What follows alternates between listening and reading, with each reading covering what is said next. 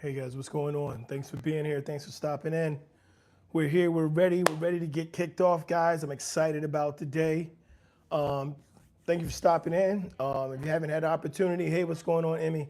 And Violin, Pinky, Official, welcome in. If you haven't had a chance to go ahead and go ahead and take a look at the channel and subscribe. For those guys who know me, my name is Oloropo. Night to Dreams, welcome in. Um, I'm here to talk to you guys today about some important topics. The first thing we're going to talk about really is that the fact that there is no truth, as I've titled this, right? There's no truth here, right? Done. World, awesome. Thank you very much. I appreciate that. So, what do we mean when we say there's no truth here? Like, there's a lot of people out there. There's a lot of people on YouTube. There are a lot of people just on the planet in general. I am from Washington, D.C. Thank you very much.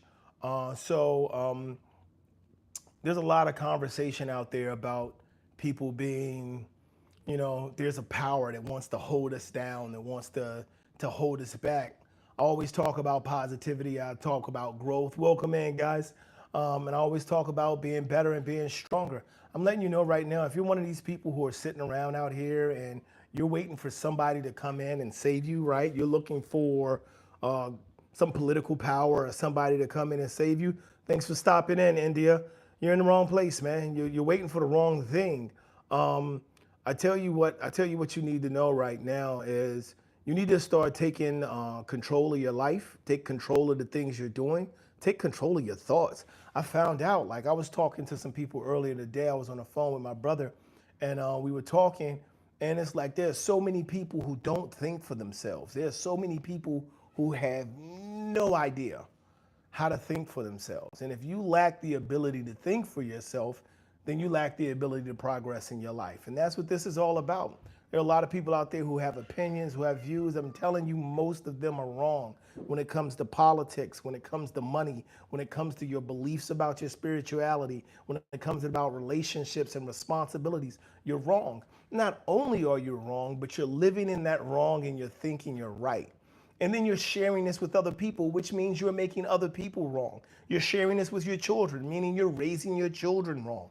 You're sharing this with your siblings, meaning you're wrong when you talk to them. You're taking it to the workspace. And there are so many things that people are wrong about that they don't know that they're wrong about. They don't even understand how to take the first steps to try to be right. Uh, what do we got in here? What do you guys saying? India is a full, powerful, economical country. I don't even know what that means. Pinky, Miku, Telugu, Ratha. What is that? Is that an Indian food? From India. Thanks for stopping in. So, guys, like I want to thank everybody for being here. I want to welcome you in. I want to congratulate you for being here. Thank you for this opportunity. I live and I breathe discipline and positivity. Can I watch cricket? I'm sure I can. I'm sure I'm capable. I'm visually capable of watching cricket. And there are even channels here in America that offer cricket. What am I looking for in cricket? What am I looking to pick up from watching cricket? What makes cricket different from baseball? What's my favorite cricket team? I don't have a favorite one. I'm not familiar with the sport enough to have a favorite one. You tell me what's the best team out there.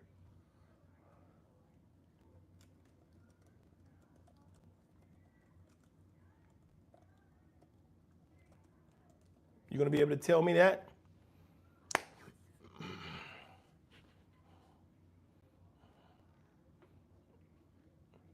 Uh, so evidently there's three different ways to play cricket. You still do early morning walks. I do, Jason. Thanks for checking in. I still do the early morning walks. As I said, when I first started the early morning walks, one of the really big things was about how it fit into my life. The whole purpose of the early morning walks were not to do the walk and talks originally. It was just for me to be able to find a space to get some peace and get my mind right as I headed into my day. But also, it was important for me to be able to make sure that it fit into my family life. Everything that I did with my family, engaging with my wife, my growth and my development there, and my relationship. So, um, uh, So yeah, currently India and Australia are ruling the cricket. All right.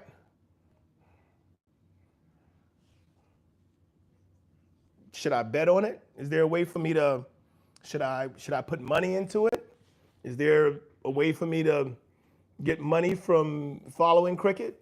What about India and Pakistan war? What about the India and Pakistan war? Tell me about it. I think wars are trivial. I think wars are designed for people to make money,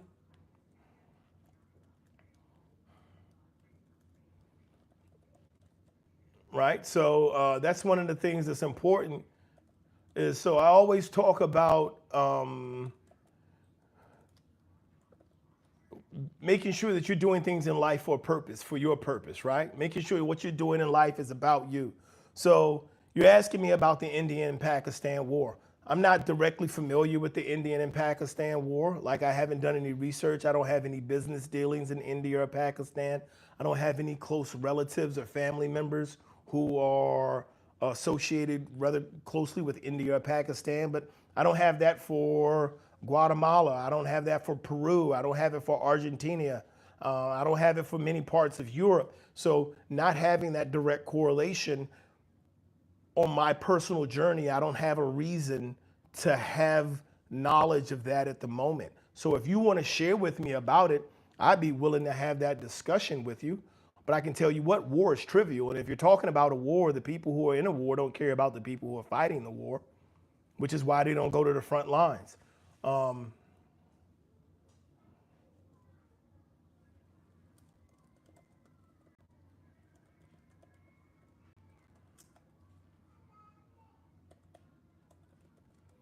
you give me some information on the current India-Pakistan war, right? So we start talking about things. I am adamant about not being distracted, which is why I named this particular live what I named this live. You have to focus on yourself and developing yourself. If you don't, you get caught up on things that happen on the side.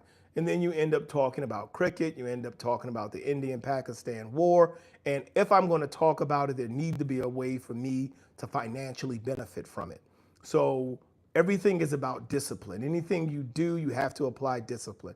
When you apply discipline, then you can achieve anything. If you want to know how the ruling bodies, the people in power who are doing things and how they're making things happen, it's because they have discipline. They have a plan, they put it to work. And as they work that plan, they understand it's going to take repetition, it's going to take patience, it's going to take consistency and perseverance. And so if you're being held down by someone, you're being held down because that individual has more discipline than you do. They have better and a higher degree of discipline and focus on the goal than you do. If you no longer want to be held down, the only way to stop any force is to respond to that force with an equal or greater force. So if someone's holding you down, it's because you haven't put in the work to hold yourself up. So you have to be able to respond with a greater degree of power. You must have stronger discipline.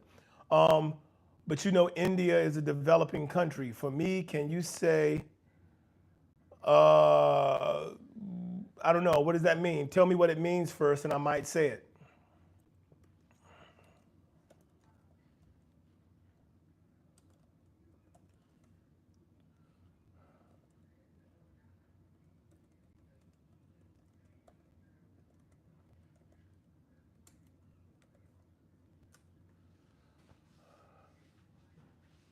Tell me what it means. It's a possibility, I might say it.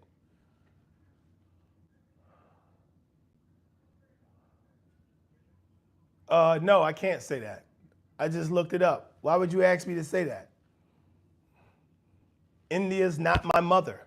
And this doesn't take anything away from you. India's not my mother. And this is the thing that I'm talking about. This is a slogan for all of the 150, what is that, million? Is that CR stands for million Indians? Okay, I understand. I understand that that's your call. That's your call, right? That's no different. That's no different than me saying, "Hey, say Black Power," right? So me asking you to say that It's me, you asking me to say that is no different than me asking you to say that. I understand, and I can look at a cause. I might even be able to say I have sympathy, or I have an understanding, and I can even take a side on it. It doesn't mean that I am going to shout your mantra. And this is the thing about having people control you. If there's someone who's telling you that that particular saying is something that you have to say, or that particular saying is how you move or drive people, do you understand? All right, so I'm gonna do a little education for you right now. War is for the purposes of people gaining money. Nobody goes to war for any other reason. Don't believe it. If they're telling you we went to war because we had to defend our nation, we had to defend our honor, it is crap. It's not why people go to war. People go to war for money. And if somebody is in the middle of a war, if India and Pakistan is in a war, it's because somebody is either making a tremendous amount of money from the war, or somebody is going to make a tremendous amount of money after the war based on the winner of the war.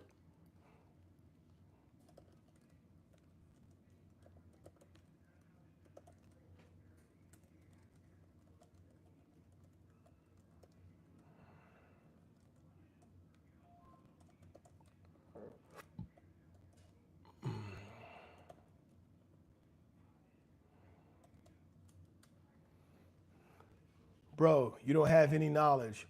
You go and gain some knowledge. I've asked you multiple times to educate me, and you haven't. You're telling me to go get knowledge, and this is the point that I'm trying to make, and this is what I'm trying to say to everybody out there. You're either out there being a troll, or you're out there saying that you know something, or you're out there speaking up for a position, or you're saying something. I know what I need to know. I have knowledge about the things that are important to my development and my growth.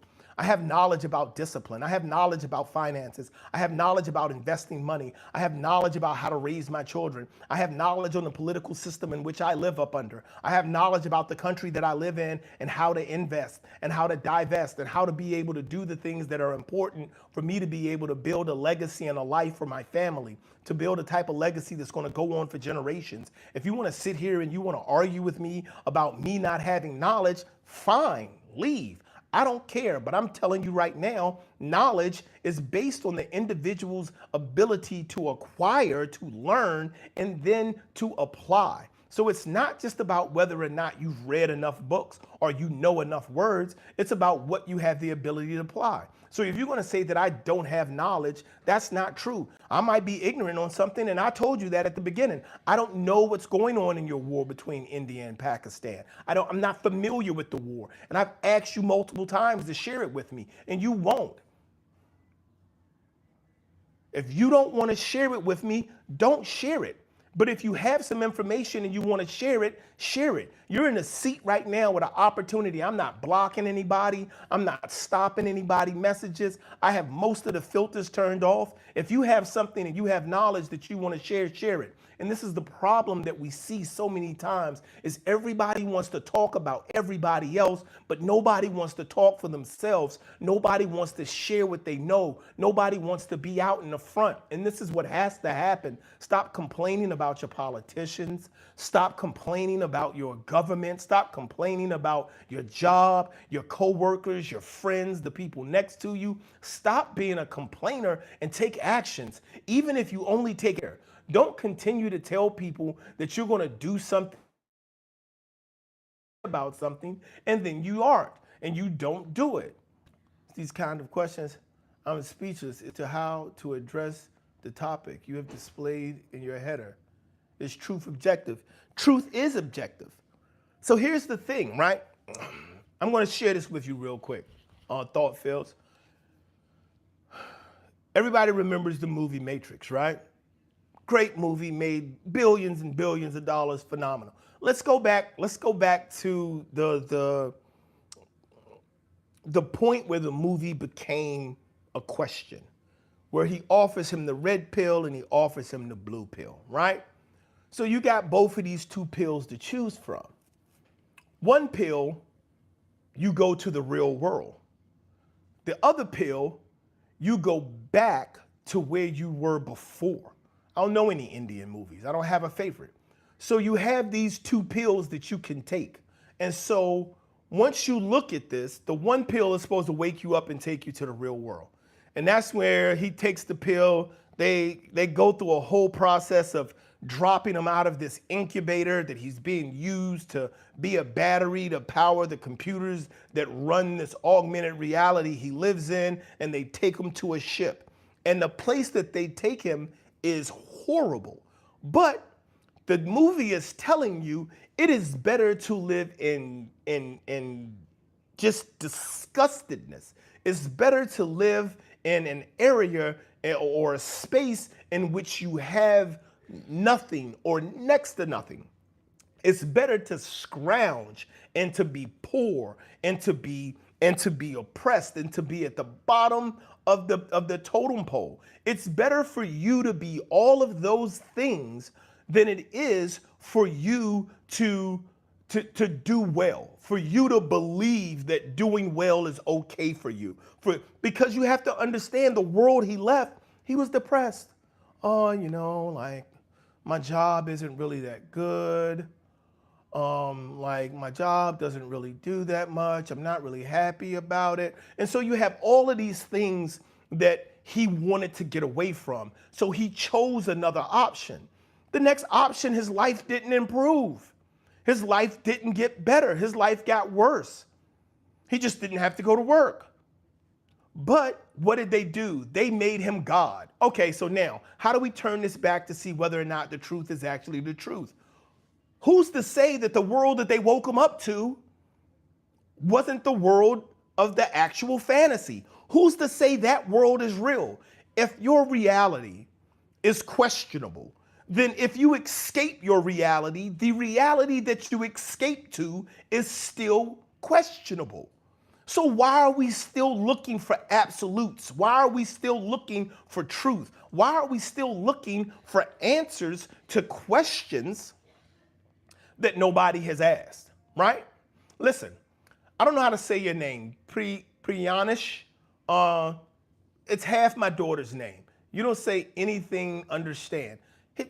That's not my fault. Priyanish, like you're here, you're telling me to mind my language. I don't even know what that means unless I'm angry. I guess it's using some type of translate in order for you to put the information in, and you don't say anything, understand. I get it, man. I get it. You don't have to like me. I didn't ask you to like me. I'm not asking you to like me. And I haven't been disrespectful in any way. I told you I don't know any Indian movies. What do you want from me? If you want to take an opportunity to drop some knowledge in the chat, do it. Give me the name of some Indian movies. Tell me what makes them great. Tell me about the cinematography. Tell me about the directors and the writers. Tell me how it touches the people. For the most part, movies are a waste of time. If you're having difficulty being able to pay your bills, or if the life that you want to see yourself live is you have not obtained it yet, then you probably shouldn't be spending that much time watching movies. And that doesn't just go for you, that goes for all of us. So I'm not angry at you. And truth feels, I understand it, and that's what I mean when I say there's no truth here. It does not matter. Everything that we're looking at is different. It's like everyone has their view, and then they live by it. And belief isn't based on truth. Belief is based on acceptance.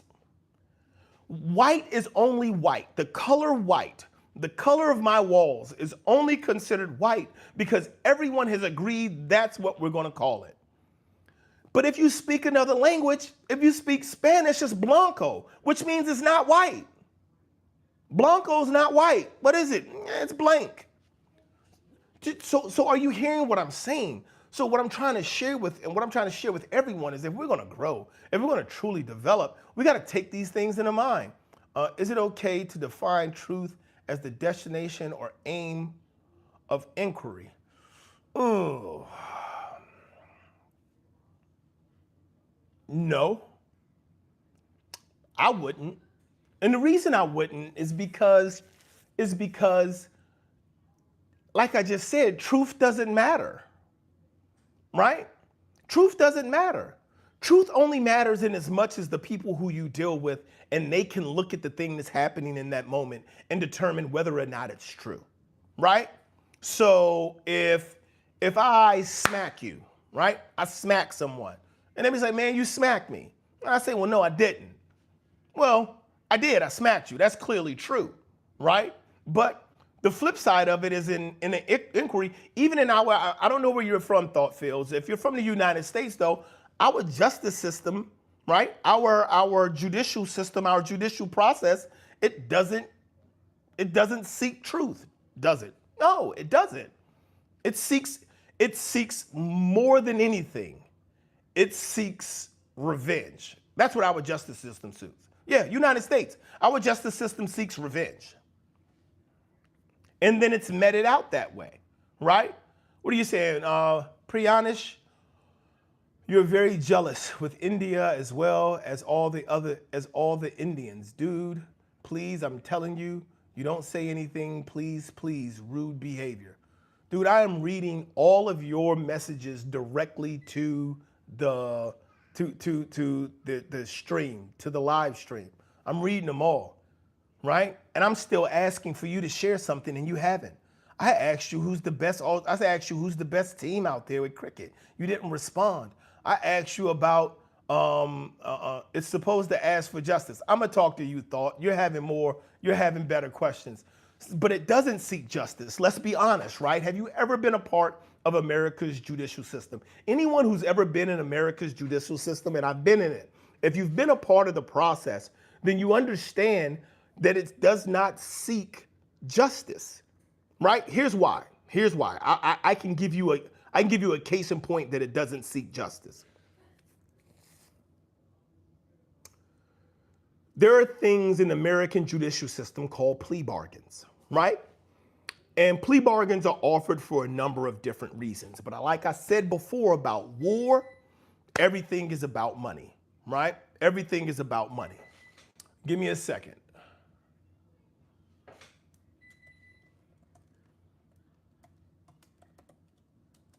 So everything's about money. Hold on just a moment, guys. I'll be right back.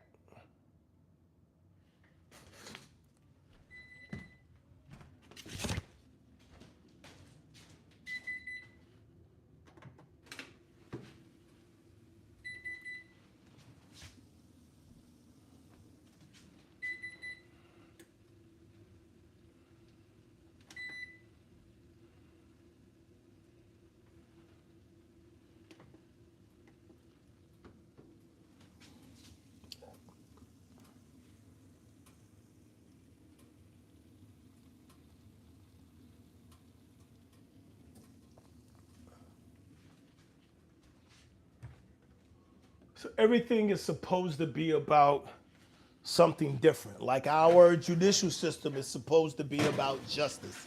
Um, Wars are supposed to be about improvement and the betterment of the people and advancing society. All of these things are supposed to be a certain way. And this is what they tell us. This is what they say to us about it. Yet, when we go into it, when we take a look at it, and we get into the details and the specifics of it, and when we actually start to pay attention to what's happening, that's not what's going on, right?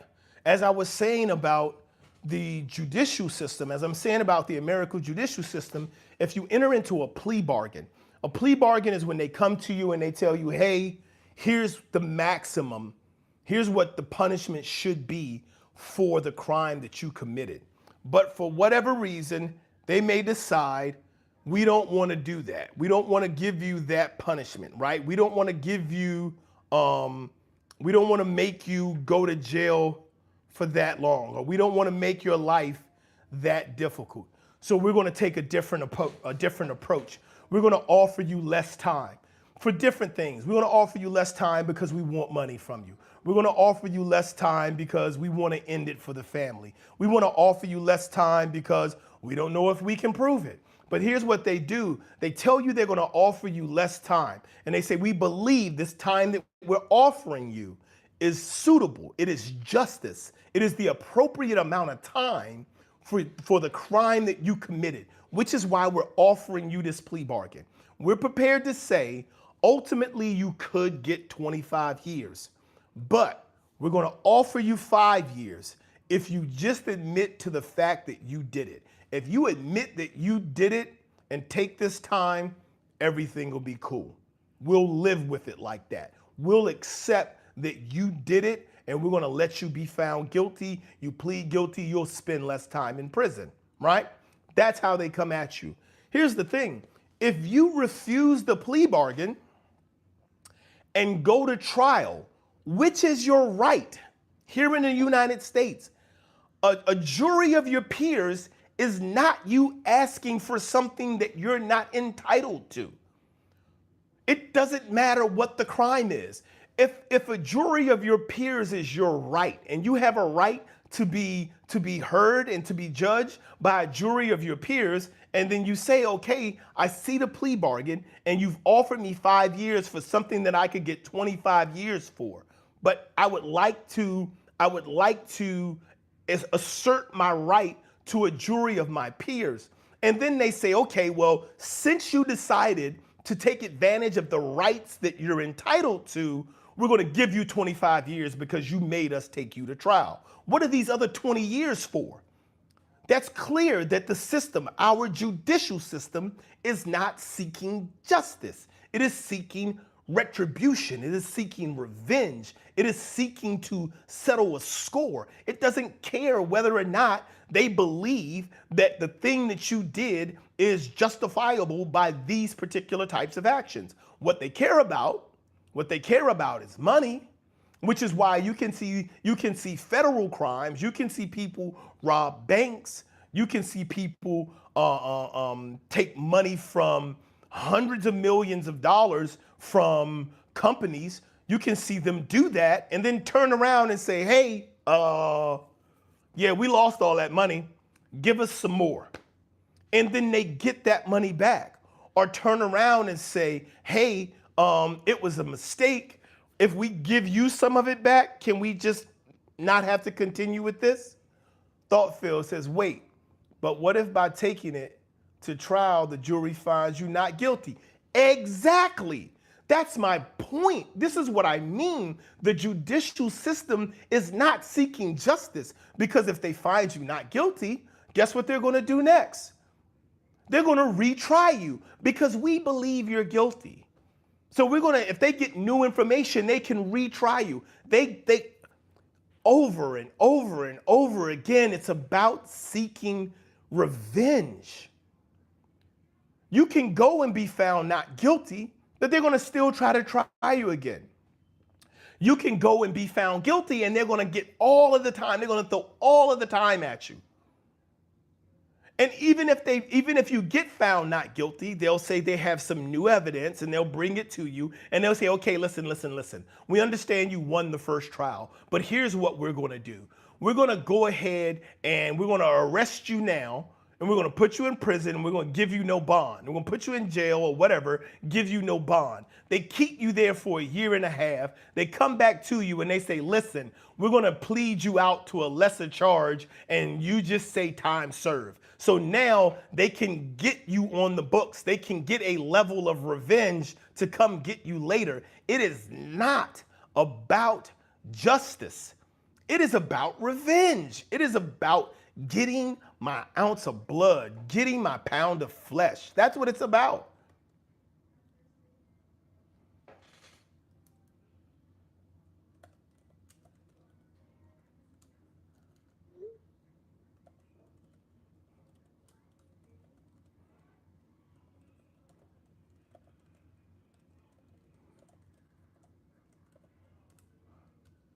So what are we doing? So what are we talking about, guys? So what are we saying? Is truth truth?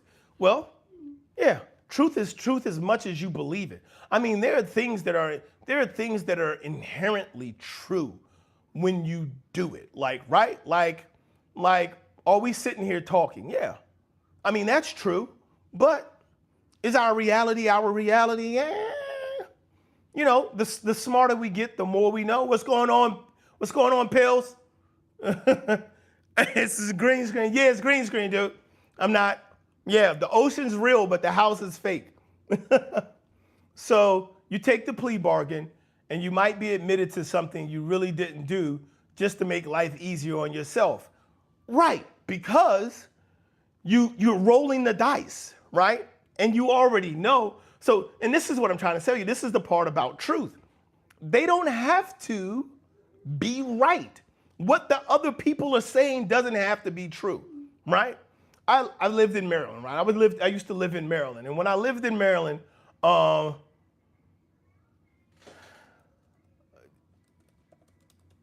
when I lived in Maryland, I was younger. I was born in Washington, D.C. I spent a lot of time in Maryland growing up. Also in Greensboro, North Carolina, other parts of North Carolina, High Point, Winston-Salem. My life story is interesting. Been in Flomaton, Alabama. Here's the thing that's interesting, though. Logically, why should the title statement be true? If it was really true, it can't be true, because then itself would be untrue, like a snake being its own tail. But funny postmodern argument. Great. Thank you very much, Cyber, for being here. Cyber Hombre, thank you for being here. So one of the things that was interesting is that growing up, what were we just talking about? Oh, I was just talking about the judicial system. One of the things that was interesting growing up and going into the judicial system is whenever you have to deal with the judicial system, they make the determination, right?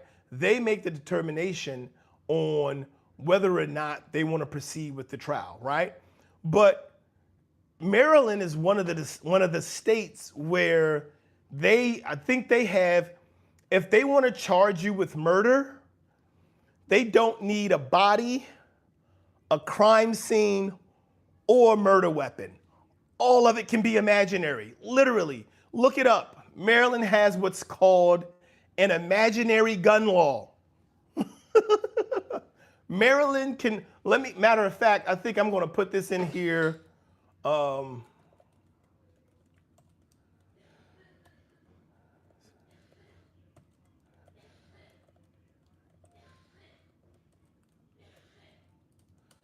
So I don't use nothing is true. Well, but that is then true. Yeah, nothing is true. But the statement I just made is true. However, it's not really true because it can't be.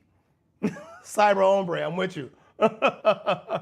So, guys, I stopped using, I don't use any of the regular search engines anymore. Everything I do, guys, if you are not using AI to do your searches and to build your weapons and to build yourself and to build your dream, if you are not using some type of AI to do your research, you are way, way, way so far behind. Dude, you're so far behind. Like right now, start doing it. Don't wait. Listen, it's not, I'm telling you, do it. Stop using Google. Dude, if you are not using some form of AI, ChatGPT is one of the most popular. I get it. It has a cost. Dude, do it. Like, that's the truth. Except it's not, because there is no truth. Ask ChatGPT what it thinks about it. So in 2022, Maryland enacted legislation to address the proliferation of ghost guns. All right. And so the term Maryland's imaginary gun law is not an official designation, but rather it's something that they just say in the area. It's colloquial, right? References the legislation aimed at regulating non-traditional firearms, particularly ghost guns. No, that's not what it is. The imaginary gun law may stem from the notion that no, ChatGPT was way off on that. I was giving ChatGPT all the props and it still was wrong.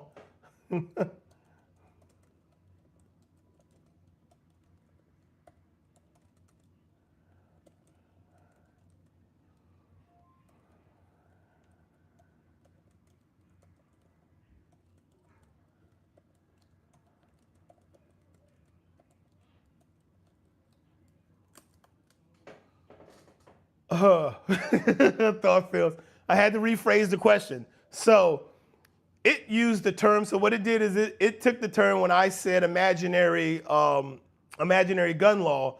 It took the most recent term that's being used in 2022 in the Maryland General Assembly to introduce new laws behind ghost guns, which are guns that people can manufacture, guns you can print, plastic guns, stuff like that. So they started using the term, but that's not how the term was used years and years and years before.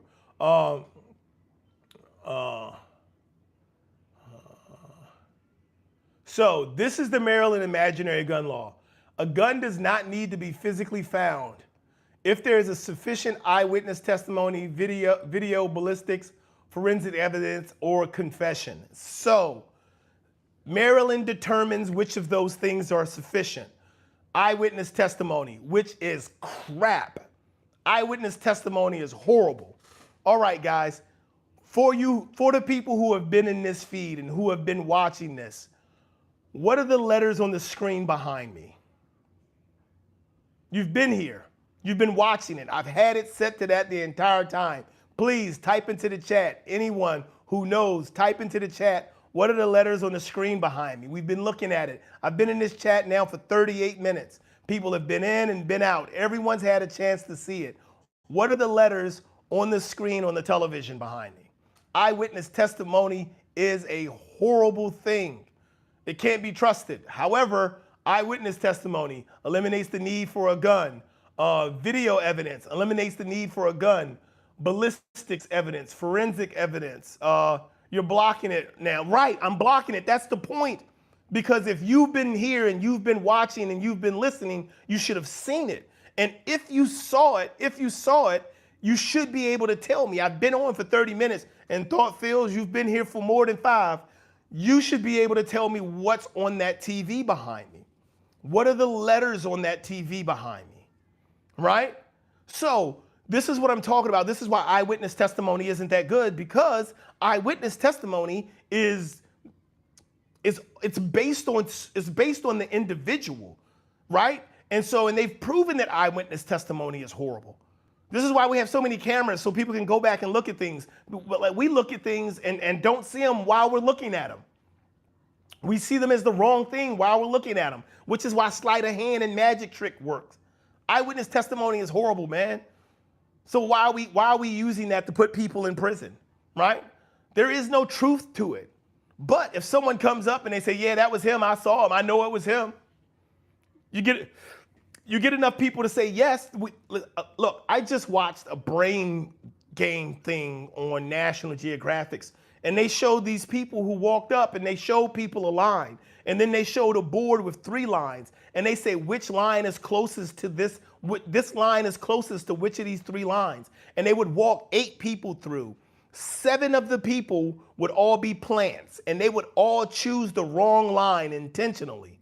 And then one person who was there and on their own had to choose a line, and they couldn't. They chose the line that everybody else chose because they were like, well, maybe I'm wrong. If everyone else is choosing this line, maybe I'm looking at the wrong line. Very few people say, nah, it's the other line. And the reason for it is there's comfort in groups. There's comfort in being accepted. There's comfort in knowing that you're a part of the clan. You're a part of the people in the know. You're a part of the people who understand. I'm still waiting for somebody to tell me what's on this TV behind me. You guys have been here for a while. Hey, you can even go back. Look, you can rewind the live, go see what it is, and then come back and type it in. This is how bad eyewitness testimony is, guys.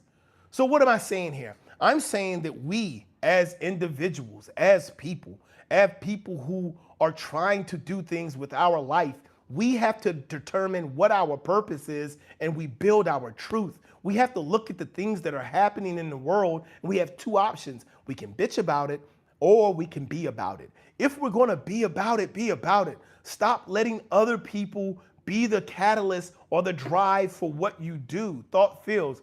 What about if you have 3 or more witnesses and their testimony agrees, but they can't be secretly cooperating? Who says they're not secretly cooperating? And this is, don't get me wrong. I'm not here saying let everybody out of prison. Nobody should be locked up. No, that's not what I'm saying. What I'm saying to you right now, Thought Feels, is, so let's look at this. Let's take a moment, right? Let's get a little bit deeper into it. So you're saying, what if there are 3 or more people who are standing there and saying they all saw the same thing? Let's say it's 50 people standing there and they all saw the same thing. And there's one person who says, man, I saw something different. Is that one person wrong because that one person is the only person saying they saw something different? We've seen this happen, right? We have a record of this happening. We have records of people who weren't there, right? And this is what I mean about retribution. And I'm not, dude, listen, look, I am not a big conspiracy theory guy. I'm not. I'm going to move out of the way because I don't care if y'all know what the letters are on the back now. Y'all can type them in the chat whenever you're ready. Listen, I'm not a big conspiracy theory guy. I'm really not, right?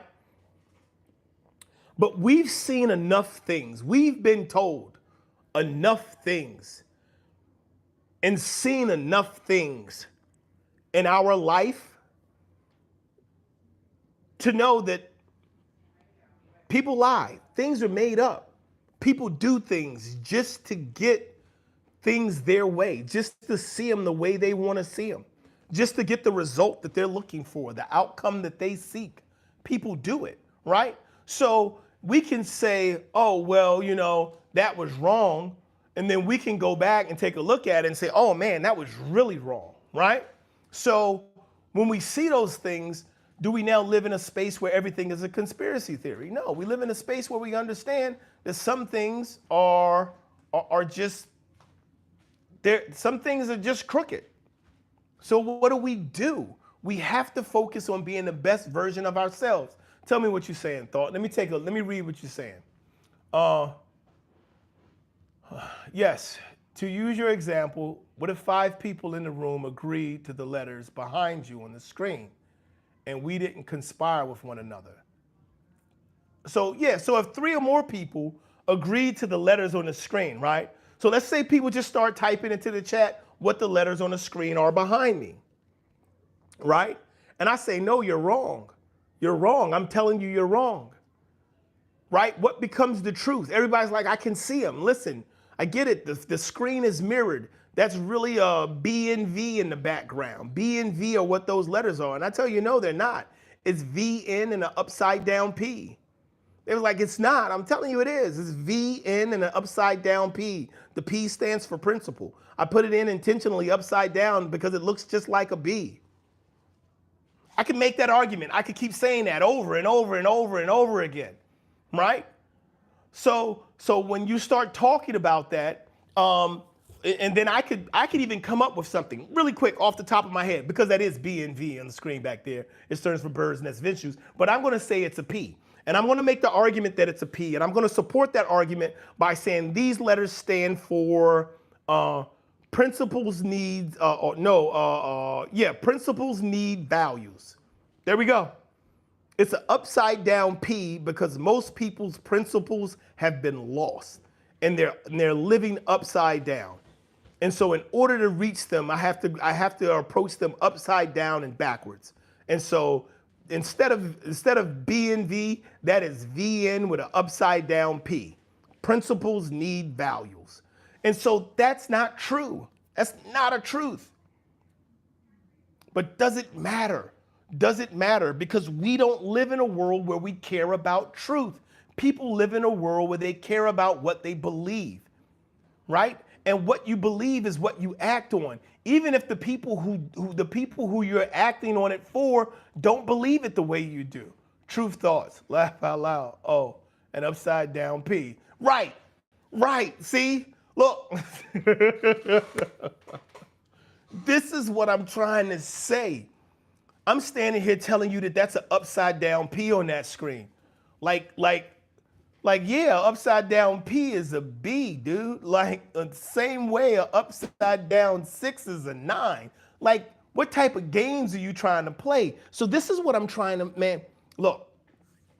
If we're going to walk around in the world, right? We're going to walk around, and I talk about this all the time. On my walk and talks in the morning, life is about discipline. I'm a man of faith. I'm a man who was born and raised on Christian principles. I'm a man who has an understanding that I don't believe in prosperity preaching. I don't believe in trying to convince somebody that God has destined you to be the the all of all and the greatest of greatest. And I understand that God created all men. As he said, he created men in his likeness. And I heard something today that I thought was really cool in terms of you need God inside of you. The same way a glove needs a hand in order for it to have life and have function, you need God inside of you to have life and have function. That's my belief. That's my faith. That's my walk. But here's the thing. I don't need to go around trying to prove that to people. That's not like my responsibility is to live my life and live my walk so that when I live my life and I live my walk, people don't have to come to me and ask me, dude, are you a Christian? No, I don't have to do that, right? It's the same thing with you. You don't want to live your life so people got to come to you and ask you, yo, who do you support? Who do you vote for? Are you a Democrat or a Republican? Why? Doesn't matter. I'm living my life based on my principles, right? And so when I take the opportunity to live my life based on my principles, I don't need to go out and justify myself to anyone anymore. I don't need to go out and try to qualify who I am to anyone, not to my job, not to my friends, not to people I meet. I go out and I live my life based on the principles I'm raised on. And I'm letting you know right now, there are so many people who are out here right now being led around by the nose, being tugged around by the ears, being tugged around by their emotions. The gentleman who was in here earlier, watch how you talk to me. For what? For what, man? Why do I care, man? You can come in here and say whatever you want to about me. You can talk about my head, my face, the way I talk. You can talk about anything you want to about me because I have to stand on my purpose. I have to live my life. I have to walk my walk. Thought Fields, what did you say? You're right. Whatever belief is held is what folks will act on, whether or not it is true, correct, valid or not. Exactly. Listen, dude, I hate talking about politics. And the reason I hate talking about politics is because when you start talking about politics, people, do you understand that over the last 12 years, since Donald Trump has been a part of the political landscape, the presidential landscape, people have ended relationships with family members because of Donald Trump. What nothing Donald Trump has to say or do is more important to me than anyone in my family. Nothing Barack Obama, Reagan, Bush, Clinton, nothing that any of them have to say, do, or espouse is more important to me than anybody in my family. And I have family members I haven't spoken to in years. I have family members who I don't know. I have an aunt who I have no idea where she is. She is my mother's sister. And we were close. I grew up in a house that she lived in. So I'm telling you that I have family members who I would not distance myself from over anything like politics, which is why I hate talking about politics. Now that I've spent the last 5 minutes telling you why I hate talking about politics, I'm going to start talking about politics. And here's why I'm going to start talking about politics. Because there is no truth here. There isn't. When you look at the rhetoric of politics, when you look, so do we really think that it doesn't matter which side you're on, right? Let's just look at some of the duplicity of politics, right? Let's look at it, right? Thought Fields, yeah, religion, politics, money can shake up family and friends if the people allow it. Right. Why would you allow it? So what's the whole purpose of religion, politics, and money? The whole purpose of money is to spend time with the people you love. That's step one. So what's important? Well, what's important is to make sure that you're spending time with the people that you love. So if you need money to do it, do it.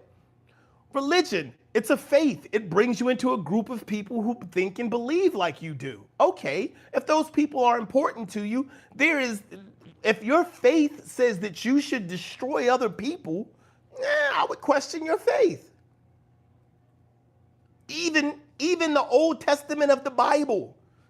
There's some points when I'm like, dude, listen, it's the Bible, but I feel like there's a dude writing this book he's got a position he's trying to take. And we can't set that aside and say that that's not true. We can't set it aside and say, well, it doesn't matter. Right? And so when we start talking about these things without the people you care about, how do any of those things matter? How do politics matter without the people you care about? If you vote someone into office who makes the world a place that's better for you to be able to care for your family members and love your family members in the way that you would like to, why would you in turn then turn around and separate yourself from the people who you love and you want to spend time with? Doesn't make sense. So now, what am I going to say about politics? Politics is a game. It is all designed. Dude, listen, man, nothing has changed. There is a design from the haves and the have-nots. And I'm not talking about some unknown entity somewhere on some mountaintop or in a vault. It's like we don't even have to go that far anymore, guys. We can look outside our window. In the community I live in, across the highway, the cost of living doubles. It's not a mile away. I can jog through the neighborhood. What I'm trying to say to you is this: there are people who have, and there are people who don't. That's just simply a matter of fact. There are people who have more than other people have. So what's important? What's important to us, what matters to us, is how we live our life. So are we going to spend a whole bunch of time, like you said at the beginning, Thought Fields, are we going to spend a whole bunch of time chasing the truth, right? Investigating the truth and lose our opportunity and our limited resource? We have the limited resource of time that we have, that we will run out of trying to ascertain who the mysterious group of people are and what they're trying to accomplish are, or are we going to take advantage of the tools and the resources we have in front of us to grow who we are, right? So my wife and I recently were on a business trip. On a business trip, we're returning. When we're returning on the business trip, we're having a conversation in the car. And my wife is sharing with me that people have been doing what people have been doing for years. And if you're moving from one space to another space in terms of your economic growth, and you're still caught up, right? You're still caught up in what the questions of the disillusioned, of the people who are like, oh man, what's going on? What should I do with tariffs? How should I, what should I invest in? What stock I should buy? It's too late for you. Like, honestly, let's take a moment and think about it. If we're sitting here and we're saying to ourselves, hey, I've been alive for 35 years and I've never appropriately invested in stocks. And because I've never appropriately invested in stocks or done anything in the stock market, or done anything really with my money, now we're in a tough time and I have these financial obligations. How do I fix what I didn't do for 35 years? How do I fix that right now? I need you to tell me what I can do right now to fix all of these things that I didn't do for 35 years. The actions you take today aren't for today. The actions you take today are for tomorrow. So what makes you think that the actions that you take right now are going to fix the things that you didn't do for 35 years? Here's the way my brother put it to me. He's funny. This is one of my older brothers. So what my older brother says to me is this. He says, look, you can't spend 35 years getting out of shape and think that you're going to fix it with 30 minutes of walking, right? And this is what this means. This is what this means. I talk about discipline all the time. This is what this means. You ate more than one bad meal. You exceeded your caloric intake more than one time. You missed a workout more than once. You're not going to spend 35 years getting into bad shape and then think you're going to get back into good shape in the blink of an eye. It's going to take time, and it's going to take more than, oh, I'm walking steps at work now. It was hard work getting out of shape. You had to sit in some drive-through lines. You had to not pay certain things so that you can spend money on other things. You had to forego things that would have been beneficial to your health to do things that are not beneficial to your health. So it takes time to get into bad shape. It takes time to get out of bad shape. Don't think that it's just going to everybody just want to pay for it. I want to get Ozempic. I'm going to be better in 3 months. Listen, this is the problem with where a lot of people are right now, is that everybody thinks that we can just get out there and get things done. I'm not even going to blame it on a race, dude. I'm not going to make it a black thing. This isn't a white thing. This isn't a Republican thing. This isn't a Democrat thing. It's just dumb people out there. And I'm sick. I'm honest with you right now. I'm going to be completely honest with you. I'm sick of trying to feed people. I got 7 children of my own. Do you know how difficult it is to watch time and time again as people come up against hard times, and then they get the advice to overcome those hard times, and then they go right back into it? It's about making the right decisions and taking the right actions. Those things are on you. You have to make the right decision. You have to take the right action. You have to do what you know is the right thing to do. You can't keep sitting around here being broke, sitting around here losing money, sitting around here failing, and then expect other people to understand your difficulty. My brother just shared something with me that was interesting on our most recent phone call. Is that he said he has a problem with calling BS. I'm like, I don't. I'm not going to waste my time calling you on it. Why should I? He says, man, every time he says somebody keeps telling me, somebody told him, man, I'm going to go for a run in the morning. He's like, no, you ain't. Like, I've known you for a long time. You ain't never went on no run. This whole time I know you. Well, I used to run. Well, you ain't running that used to. You're not going on a run. I'm like, why are you bringing that conversation into your life? Don't even have the conversation. Somebody told him, man, I'm going to take care of this. I'm going to go pay this bill. No, you're not. You ain't paid it the last 5 times you were supposed to pay it. You ain't going to pay it now. You talking to me about it right now because you hoping that I might help you like I did a couple of those other times, but you ain't going to go pay this bill. Don't tell me you are. Just tell me you need money. What you say, thoughts? Say, truth is the aim of inquiry, aim of all questions. Earlier, we were ascertaining how we should spend our time, and truth is guiding you in answering your questions. What I'm getting at is the truth always matters. The truth matters in as much as it's your truth. I'm going to give you a second to work on it. The truth matters in as much as you believe it. Think about it, thought. Let's take a moment. The truth matters in as much as you believe it.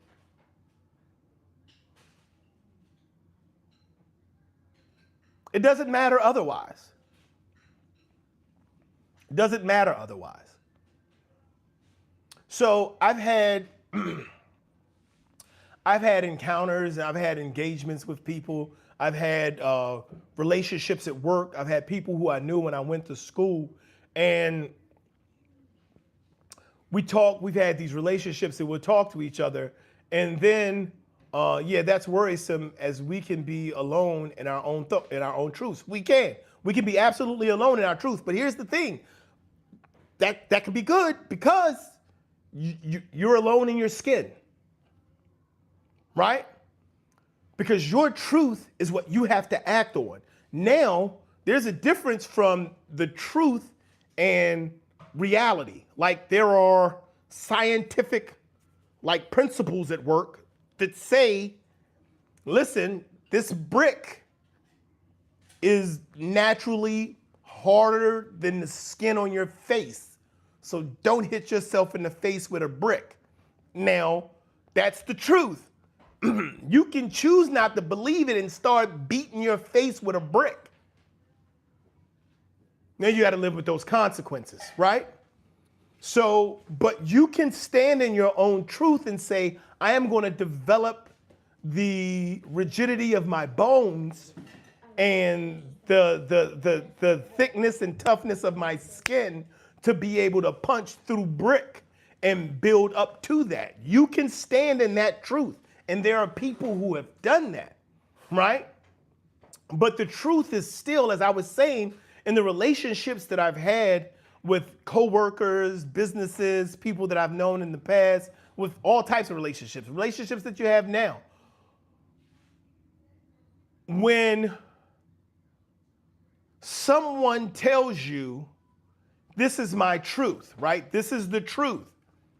Then you have to understand that for them, that is their truth.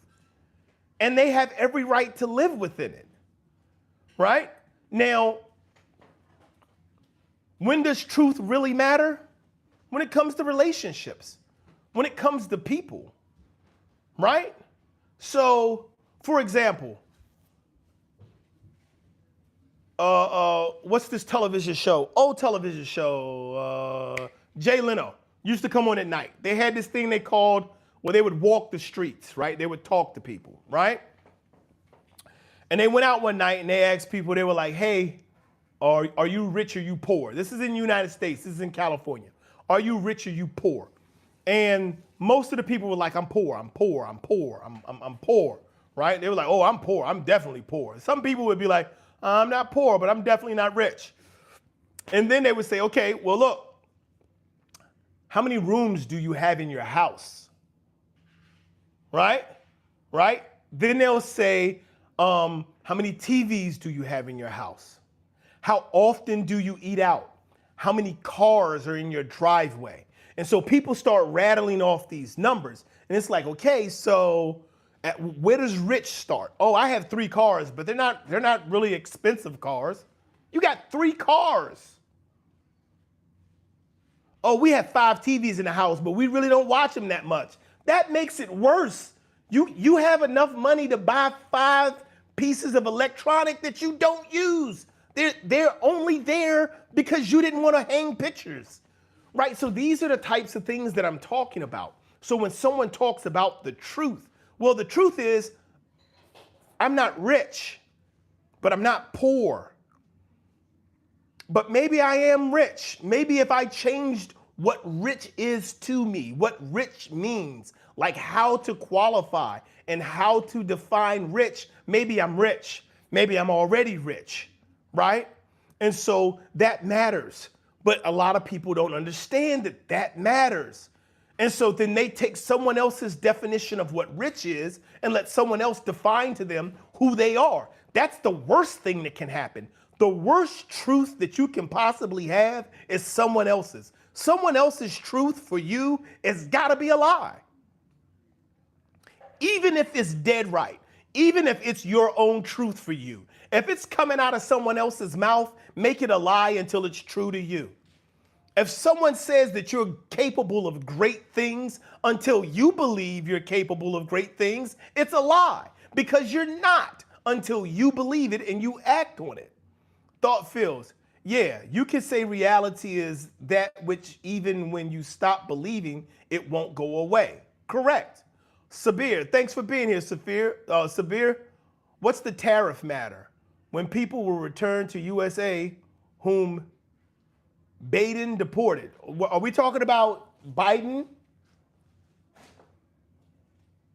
What's the tariff matter? Yeah, why do tariffs matter? Why do you care? And people aren't even paying attention to tariffs. Here, listen, let me explain something to you about tariffs real quick. Let me explain something to you. Everybody who's been sitting around talking about Donald Trump, it's really, really simple, man. The dude wants to get money. Everything he's doing is about privatizing everything and making money for all of the people who want to make money. Why do you want to privatize the government? Well, here's why. If you eliminate all of the grant programs says these are people who do study in specific areas. The government sets aside money so that these organizations, these small, unattached organizations with no allegiance to anyone or anywhere else can ask for money to do research to find out unbiased truths. Okay, now we've already said there are no truths, so we can throw that part out. That's what the grants are set aside for. So why do you eliminate the grant program? Well, we want to bring this hundreds of millions, billions of dollars back into the government. And now these organizations that receive grants for $650,000 a year, $1.2 million a year, a private organization is going to come in and say, we do that. And so now the government can simply take those monies and say these tax dollars that we've collected from all the tax-paying citizens are no longer going to go towards a grant program. They're going to go directly into a private institution. And so now this private institution can simply say, I increase my yearly income by $1.2 million a year because the government pays it to me. I have a client who wants this information and I provide it. That's why you want to eliminate all of the government entities so that you can make them private. And then private, the best money for a private company to make is taxpayer money because you don't have to work for it. I'll give you an example. Let's take a motor company of your choice. Somebody drop a motor company, drop a car company into the chat. Anybody, type in a car company. First car company that comes up is the one we're going to go with. And I'm going to show you how a private car company has the ability to take government dollars and never have to worry about ever selling another car. GMC, got you. So now GMC goes to the government. GMC is a private company. It's publicly traded. You can buy stock in it. GMC has to advertise. They have to market. They have to send out cars. They have to do all of these things in order to make money. They have to put billions of dollars a year into the process of getting people interested into their vehicles. And now they go to the government and they say, hey, we're doing a transportation study.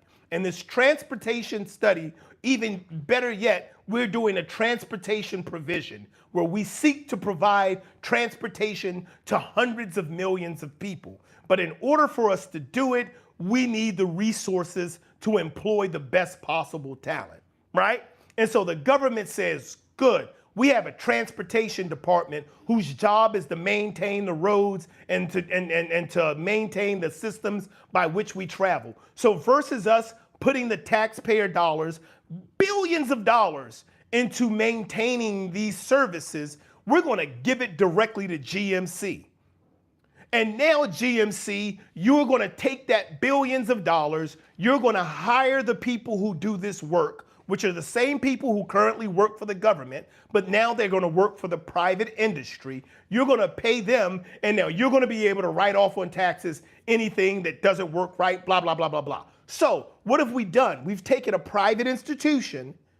We've taken all the taxpayer dollars that have been going in. I mean, we've taken a private institution. We've taken the taxpayer dollars that have been going into a government institution, and we've transferred it to a private institution, and they don't have to bid for it. They don't have to fight anyone for it. They don't have to work for it. This is what the big deal is about school vouchers, right? Hey, we have a voucher system. Don't make us wait for the students to qualify for the vouchers. Don't wait for the parents to ask and go through the process of qualifying for the vouchers. Don't do that.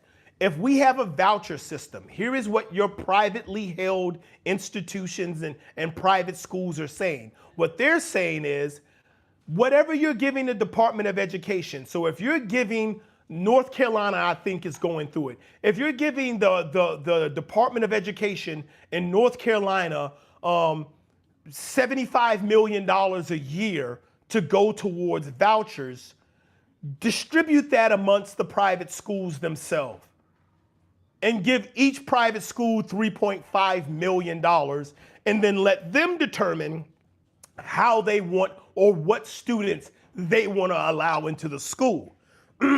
Don't make them wait to get the students. Give them the money and let them decide. That's what this whole voucher thing is about, is take the money out of the public schools, take that $75 million out of the public schools, give it directly to the private schools, and whether students leave the public school or not doesn't matter. The private schools have their money. It is about money. If you keep talking about principles and faith and Oh, we want to go back to a better way of America. You are fooling yourself. It is about money. It's all about money. That's why I say there's no truth here, because everything is rhetoric. Everything they tell you, everything they feed to you, everything that they're showing you, it is all about hate rich people, value being poor, so rich people can tell you that they're saving your lives and the struggle is what you need. You cannot become a strong person without struggle.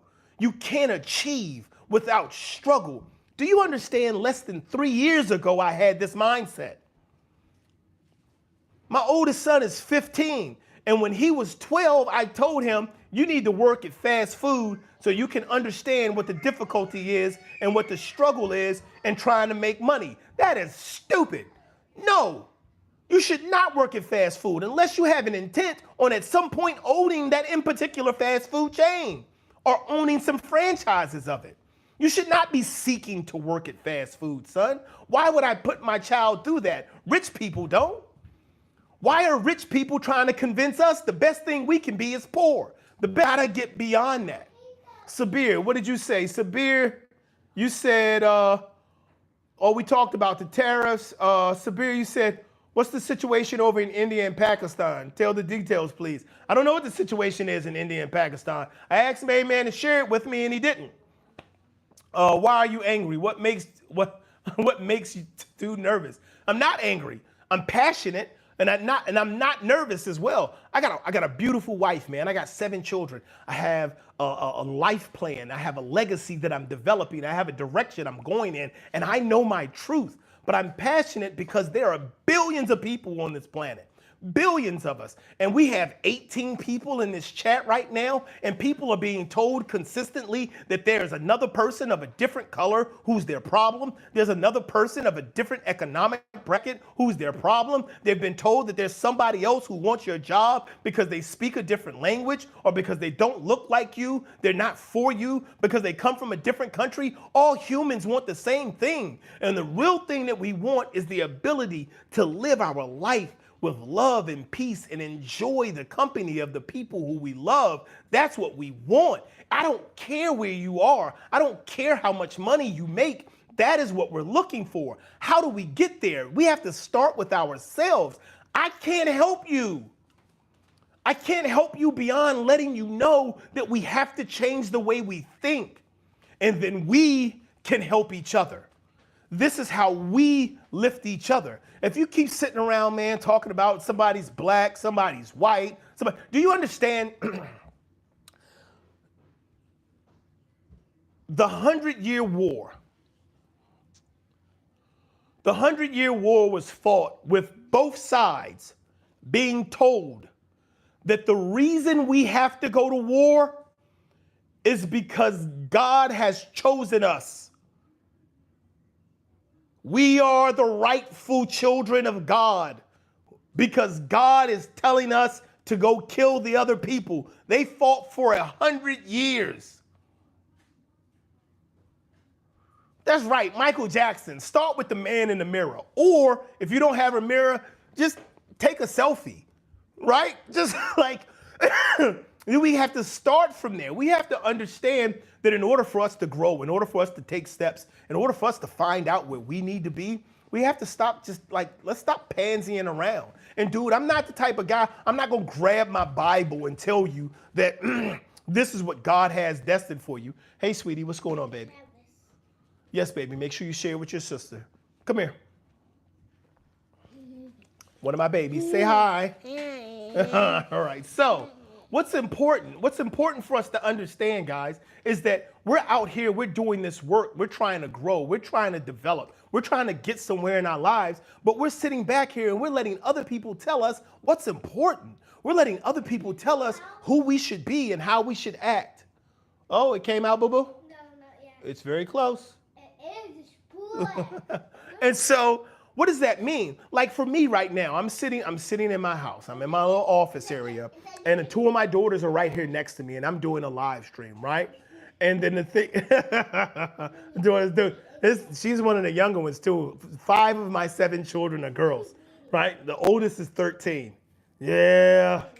Yeah, right. Listen, look, I'm letting you know by the end of the year, this may all this may all be great by the end of the year. So what's the thing that's important, right? What's the thing that's important? I'm sitting here in my office area with my daughters, and I'm having this conversation with you guys. But the things that we're talking about because they're actually important. They're actually important to our growth. They're actually important to us living the truth for our lives and arriving at where we want to be. I can't let somebody else tell me how important these babies are to me. I can't let somebody else come to me and tell me what I need to do to take care of all of these little sweethearts in my life.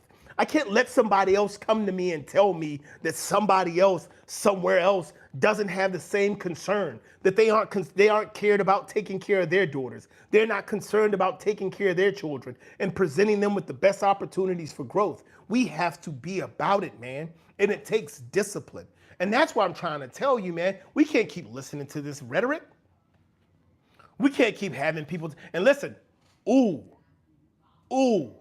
I need you to hear this real quick, right? I need everybody to take a second, open your ears and hear this, because this part is going to be immensely important. Stop letting people preach to you about money. Got to stop it. Stop letting people preach to you about money, man. Don't keep walking into these freaking places where somebody's preaching to you and they're telling you, excuse me, that it's biblical principles behind achieving wealth and acquiring wealth. Stop it. It's not. God is spiritual. There is no currency in the spirit. Do you understand that? Do you understand that the entire essence of Jesus's existence on this planet, and they stripped him naked and they hung him on the cross and he lived as a comforter, is to let you know that, hey, there is wealth. And the Bible shows you that there are people out there who obtain great wealth, even people who were Christians, people who were Israelites, people who had great businesses and people who had good hearts that obtained great wealth. But that is in no way the message of the Bible. It's not. It is to speak to your spirit, not to your flesh. Your spirit has no need for money. Stop letting people tell you that the Bible has destined for you to be wealthy. It hasn't. There is no spiritual, there are no scriptures, all right, that got me pumped up for a second. I'm gonna take a breath. Listen to me. And this bothers me because as a Christian, I watch preachers do it. I watch them do it all the time. And I even for a moment almost got caught. Dude, when it comes to reading the Bible and it comes to studying your scripture and it comes to getting in touch with your faith, and that's why I say there is no truth here. That is your journey. Only you know your faith. Only you know your walk. Only you know what you've been through. Only you know how your spirit needs to be healed. Only you know how you need to be supported. Only you know what God has done for you and cared for you and where he has brought you from. And only you know what is good for you, what is great for you, what is wealth for you. Don't let somebody tell you that the Bible has destined for you to be rich, that God has decided that there's going to be 10 millionaires to come out of this conference. No, God hasn't. Believe you can fly. And if you get the right tools and the right resources, you will. And I don't know, maybe the spiritual blessing is for you to fly. Then fly, brother. I'm not going to knock anything that you believe you can do.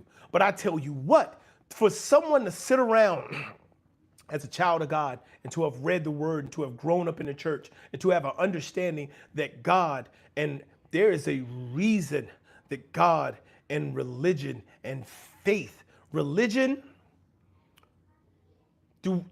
I'm going to take a second. Do we understand what religion is?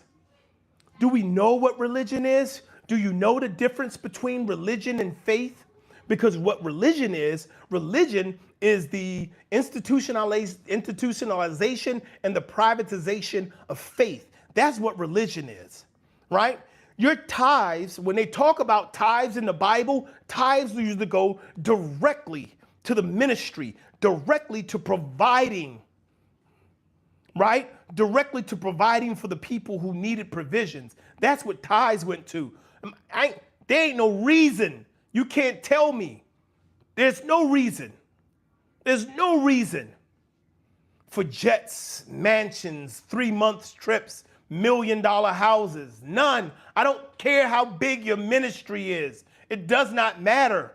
I don't care. If you want to make money, great. Do I believe you should be compensated for being a pastor? Yes, because you're doing the work of God. And as the children of God, we should provide you. We should, as the children of God who come there, yes, we do the same thing for teachers, right? Teacher Day comes up. We send gifts. We send gift cards. We send money. So right, as a spiritual leader, yes, do I believe if you're spending your time in intercession for me with Christ, you're spending your time praying, you're spending your time caring for your flock, you're spending your time going out and working on missions and spreading the word, yes, then you do not have the time to have a 9-to-5. You should not be working a 9-to-5 job. And so you do need a way to be able to be cared for. But if you want to get rich, take your money and invest it. Don't you think that you should be getting no $3 million salary because you got a big church. That's not how it works. You don't build yourself off of the backs of people who can't afford. You don't build yourself in that way. If it's more money coming into the church, then that means more members of your church should be growing. If you want to see a real church at work, bring money into the church. When Jesus fed the multitude with the fish and the bread, the people who brought the fish and the bread gave of their tithes. They gave of what they had. And Jesus multiplied it for the multitude. He didn't multiply it for the disciples. He didn't multiply it for himself. He multiplied it for the multitude. So if your church is multiplying and it's bringing in wealth and it's bringing in greatness and it's bringing in value and it's bringing in money, it's multiplying. It's not multiplying for the pastor. It's not multiplying for the church. It's multiplying for the multitude. The more people who come in, the better the people who are there should do. If anything, the church should be the first MLM. It should be the first multi-leveling marketing that's out there. You know why? Because if you pay your tithes to the church, if you pay your 10% to the church, and the church invests that money back into the community, the people in the community are going to make more money. As the people in the community make more money, they have more tithes to bring into the church, which in turn goes back out into the community. The reason the community is sucking because the preachers are putting the money in their pocket. I get heated about this because I told you I was raised in a church. My mom and my dad were both pastors. My stepfather was a deacon. And so I'm telling you, I've been in the church. And if you're telling me that the pastors and the preachers of these churches who are walking around with 5 cars and 7 houses and millions of dollars that are coming directly from the church, there's a problem. Get your paycheck and invest it. You pay your tithes and then you put your money to work for you. That's how you grow your wealth. You don't grow your wealth off the back of the people buying jets and planes because you say you need it to do the work of God. You can reach the whole world from a phone in front of you. I ain't got $1 million. I got people from India coming in here to talk to me. Only reason I ain't got people from Japan and Chinese is because I don't think I got my captions set for them yet. These are the types of things I'm talking about. Thoughtful. Did I miss the earlier point you were making about GMC, Trump, and the private sector? My question's up top. Give me a second. How can the youth and some adults develop mental fortitude? Definitely needed in our community. They're very emotional. I'm going to answer both of those questions. So what you said is, okay, we're taking the tax dollars and instead of it going towards a government department, it'll be shifted over to GMC, and GMC will hire the same people that were hired in government. How is that reducing tax dollars? It's not. It's not designed to reduce tax dollars. It's designed to take the tax dollars and give them to the private industry. So yes, I had missed that question. I hadn't answered it. It's not designed to reduce taxes at all. And that's what I'm trying to tell you is we need to stop believing in the fallacy. There is no truth to it, right? So eliminating these government institutions, you still have to have schools, right? We still have to have a Department of Transportation.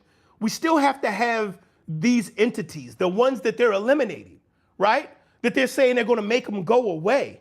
Well, you fire all of these people and you say, this is reducing waste. This is reducing wasteful tax dollars. Because I'll be completely honest with you. I'm kind of agreement with some of that. I've seen some government people work. I've been to the DMV. Listen, I'm not one of these people out here saying that the way that they do, oh, vote for Trump. I'm not saying that. Oh, Biden should be the president. I'm not saying that. Oh, Kamala was. I'm not saying any of those things. I'm saying we have to deal with what the truth is. And if we look at what the truth is, as they eliminate people and they cut off their paychecks, even for a little while, there's work being done with that money, right? But as you eliminate entities, if you say, I am going to eliminate a entity that does work, any work, right? Plumbing, right? Let's say you have an apartment building and we're going to go in and you're going to say, hey, we have a company that takes care of our plumbing. And because we are at a certain level, we get government funding to take care of our plumbing. And so we get to do it in-house. And then there's a plumbing company nearby that says, I don't like that. Like you get your money and you get to choose who you spend it with. Okay, what is this entity called? What is this government entity called? All right, we need to eliminate that government entity. And then those dollars need to come directly to me. So now the tax dollars that were paying a government entity to make sure your pipes were taken care of is eliminated. And then that money goes directly to this private institution that now gets to decide how much it wants to charge you to do it.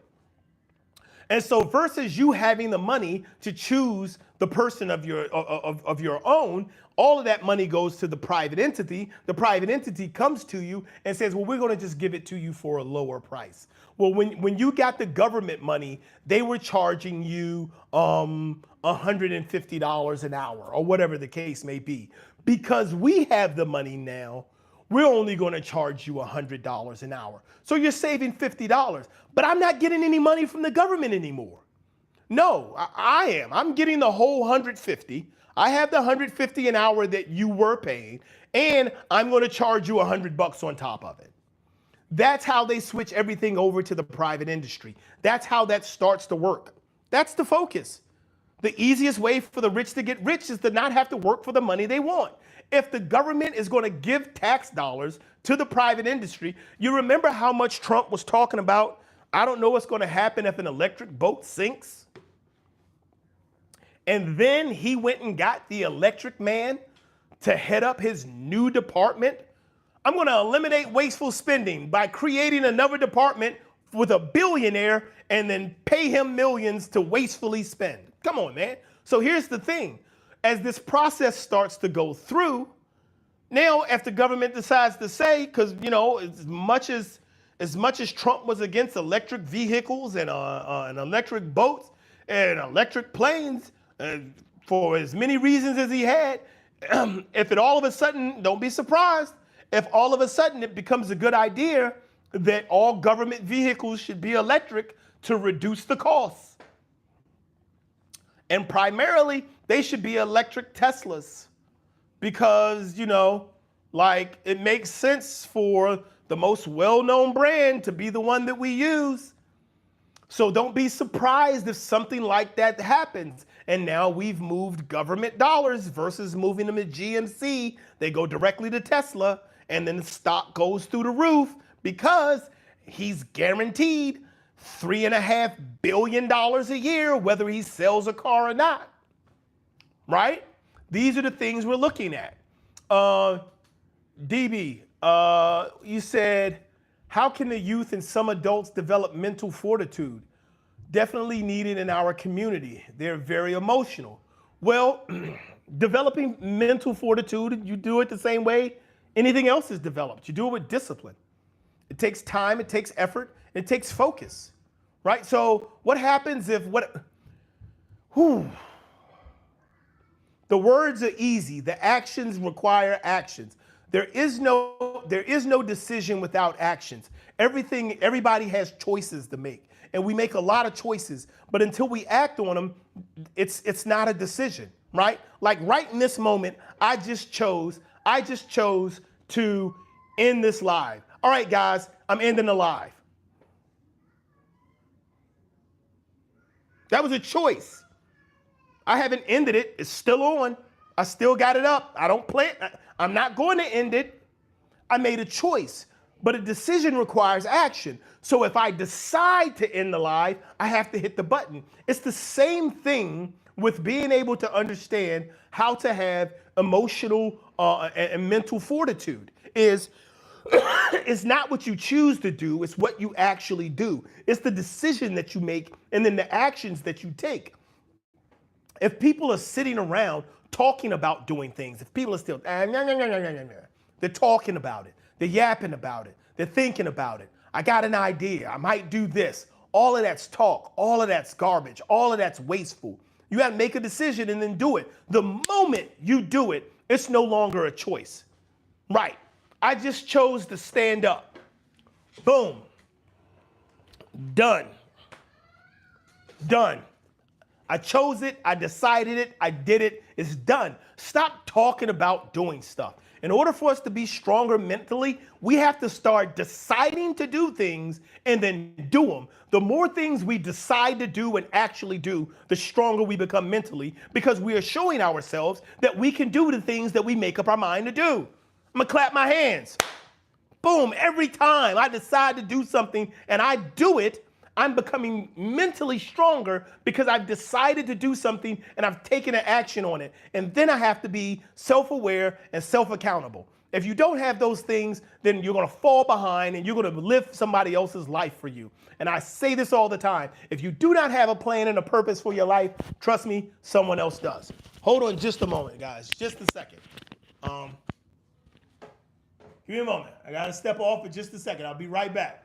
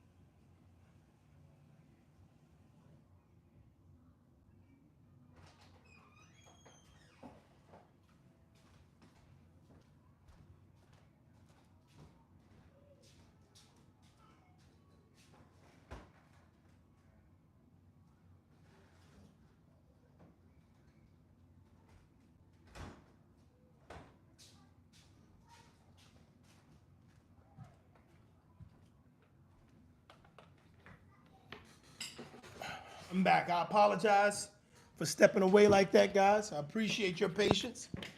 I did need to get myself and then take a short break and get myself something to drink. Let me see thought fills. Let's see the last couple of things. Thank you very much. You gotta tell me if I'm saying your name right. Is it Debbie or DB? They're counting on the private sector can do some things better, or the Trump admin can be underhandedly paid by the private sector to shift the tax dollars to them. Oh yeah, you're right. The rich can have stock in a particular company and choose that very company for our tax dollars to be shifted over to for the stock to go up. Exactly. Yep. Yep. Right. So it's DB. Okay. Thank you. And so that's the thing. That's the thing. So what are we doing, right? What's the truth? What are we sitting here? What are we believing? What are we accepting? How are we approaching it? What are we doing different? So here's a big thing. This is a big thing for me because everything that I do on this channel talks about personal responsibility. And when you start talking about personal responsibility, you have to work with your truth and your belief, right? MPG, no truth. Give me a truth. Tell me one truth, MPG. That's what I'm here for today. We've been talking about it. Me and Thought Fields, we went over it. There's no truth. What truth you got? And we're talking about truth with proof. That's what we're talking about. I like that. We're talking about truth with proof.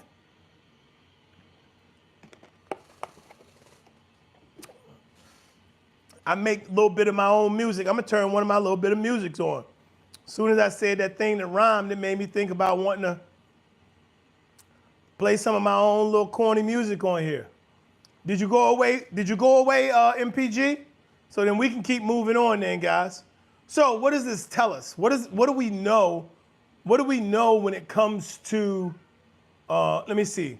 President Trump is the second worst president behind President, get this, his middle name is Robinite, Joseph Robinite Biden. Really, that's what you believe? Tell me how that works. Explain it to me. Because that's opinion, that's not truth. That's definitely opinion. Now, you might get some people to believe it. And I guess if enough people believe it, maybe that makes it true for you. Robinette, like Robinette. I tell you what is true. I tell you what is true. Robinette is Robinette is the name he got because somebody in his family lost a bet.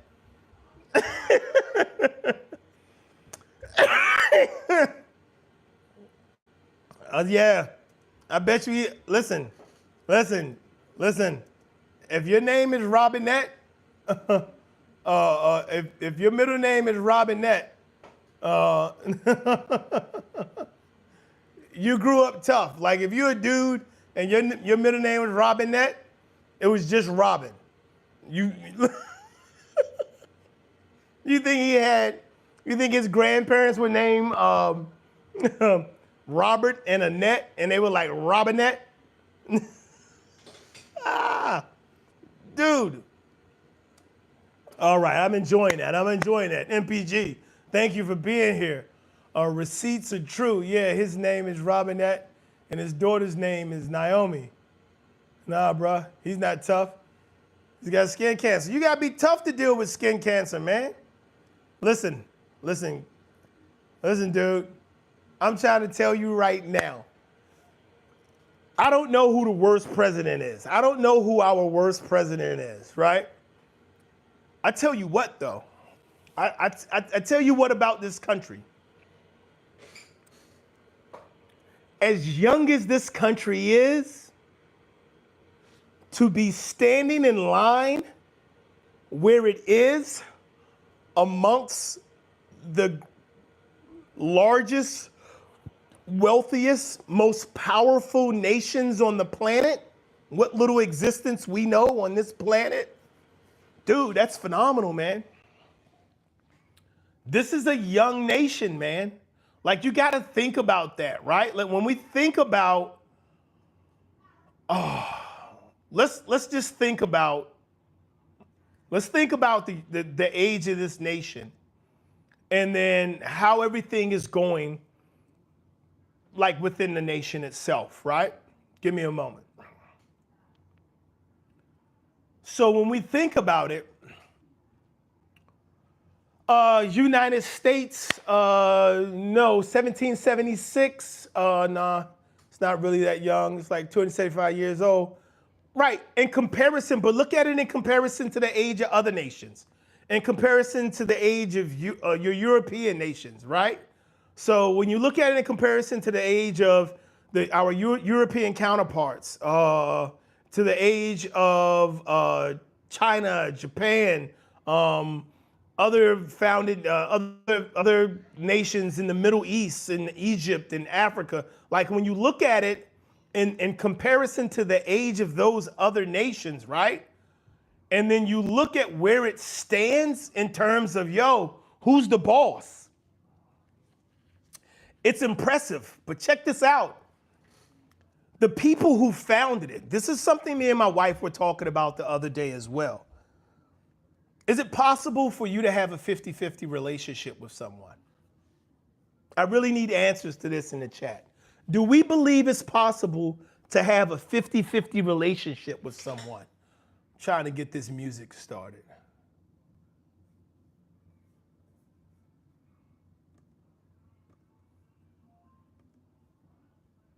Is it possible to have a 50-50 relationship with someone? For the relationship to be 50-50?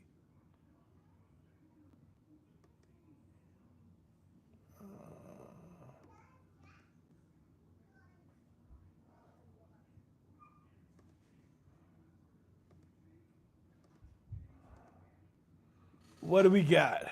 50-50? Yeah. No, it's not. I disagree. And listen, I didn't even ask that. I did ask it as a rhetorical question. But no, it's not possible for you to have a 50-50 relationship with someone. Every relationship, somebody's in charge. Every relationship, somebody is at the front.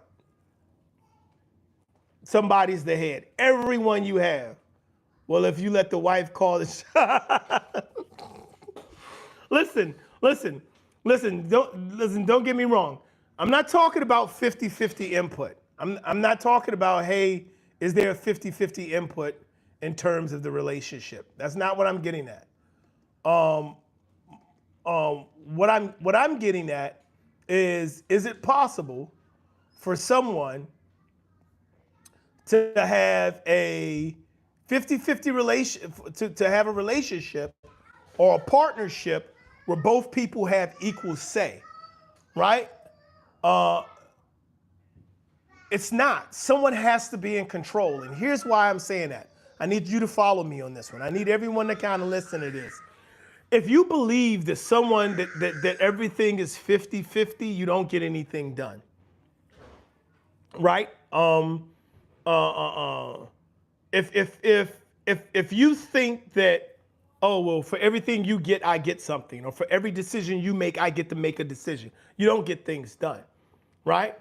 That's why understanding that, hey, we're in this marriage and we're going somewhere and we have a purpose, and then determining that purpose. Now, you can work together to determine that purpose. You can even work together to determine how we're going to do it and discuss how it's going to be done. But somebody needs to make the decision, and someone say, this is how it's going to be done, and this is how we're going to do it. And then we need to put 100% into doing it this way. We can't keep traveling and hemming and hawing and, oh, maybe we should do this or maybe we should do that. No, someone's got to be the person who says, this is the direction we're going and this is how we're going to do it. It has to be. This is why 50% of marriages end.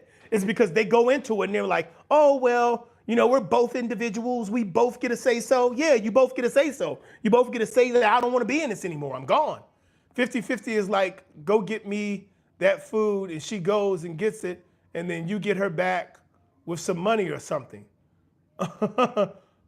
What's cracking in, Kevin? What's going on?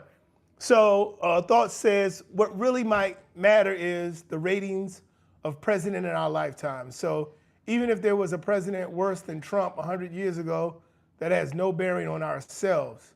True? Love for love, and she forgives you for everything. See, that's different. That's not talking about 50-50. That's talking about emotion, right? That's the same thing I was saying before, that the Bible is for the spirit. The Bible is not for your finances. The Bible is not for you to be able to make more money, right? The Bible is not about you being able to grow your wealth. The biblical principles are not designed to be able to teach you how to become a better or help you become a better businessman. There shouldn't be anybody in the pulpit standing there preaching, talking about you're going to be a better businessman because you came to my seminar on how to on my seminar on how to sell books, because God wants you to be a book salesman. You can type up a Bible and sell it. No. That's not what the Bible teaches. No more than a relationship being 50-50 is about emotion. It's about facts. It's about how do we move forward.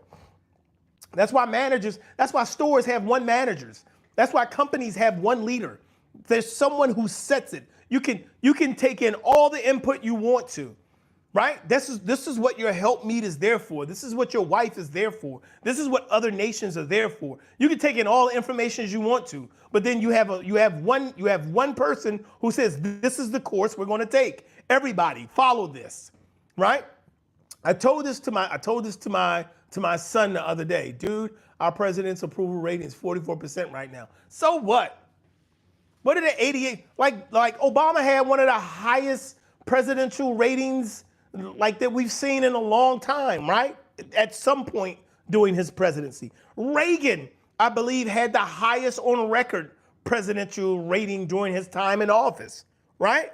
What did that get us? I can tell you specifically, and again, I hate talking about politics, but as a young black man growing up, right? As a young black man growing up, I can tell you this, living through Reaganomics was not pleasant.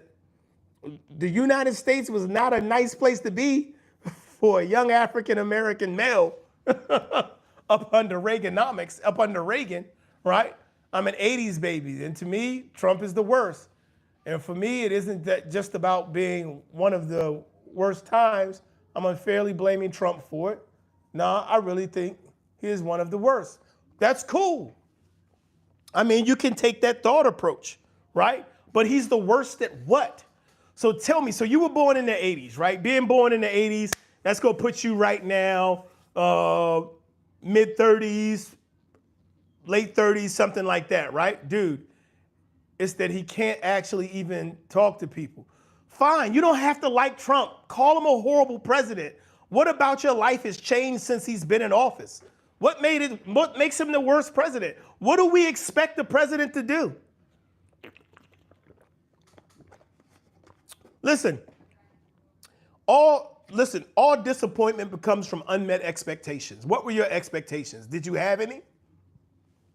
What do we even expect from a president? What do we think presidents can or will do?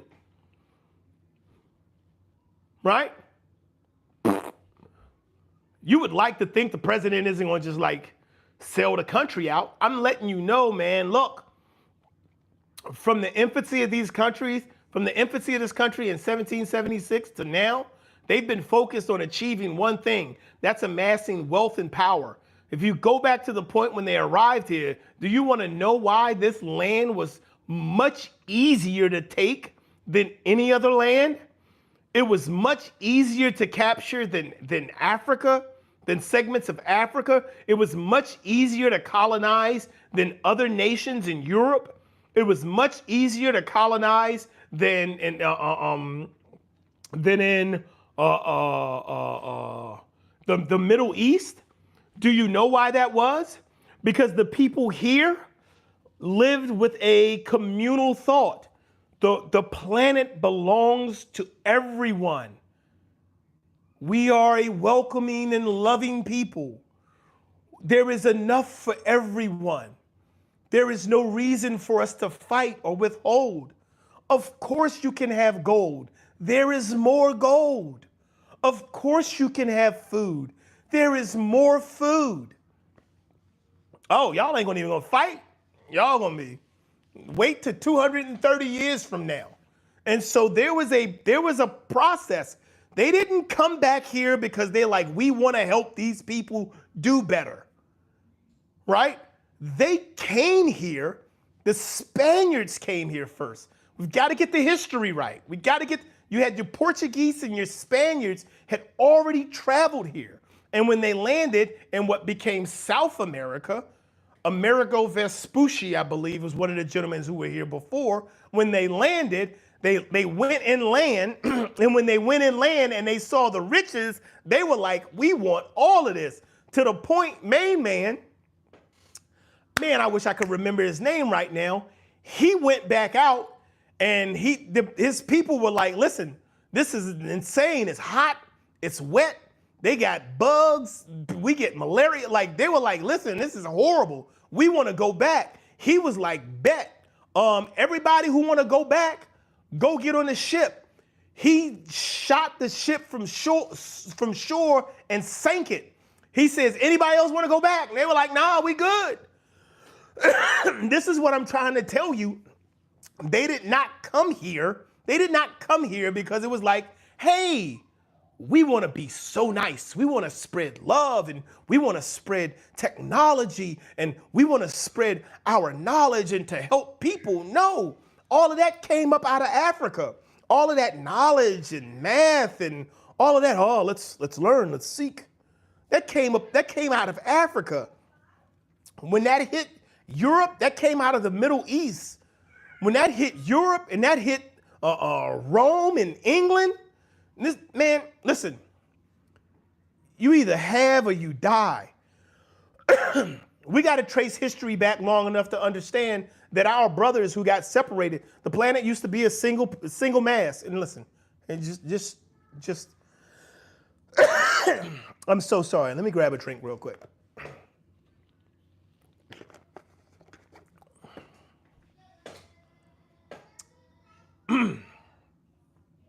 Evolution is not contradictory of the Bible. Everything in the Bible supports evolution, and everything in evolution supports the Bible, right? This is what I mean about truth. This is what I mean about we act on what we believe, not on what we know, right?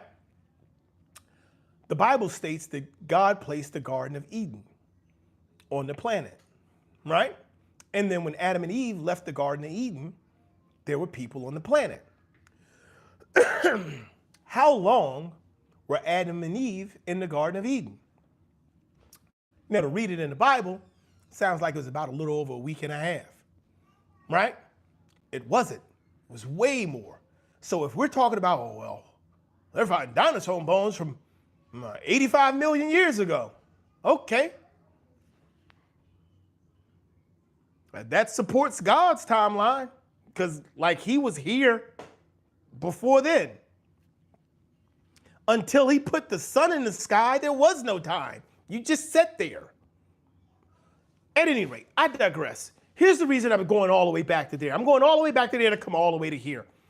The mindset of the people who established this nation and moved forward with conquering and spreading and amassing wealth did it intentionally. It is continuing today.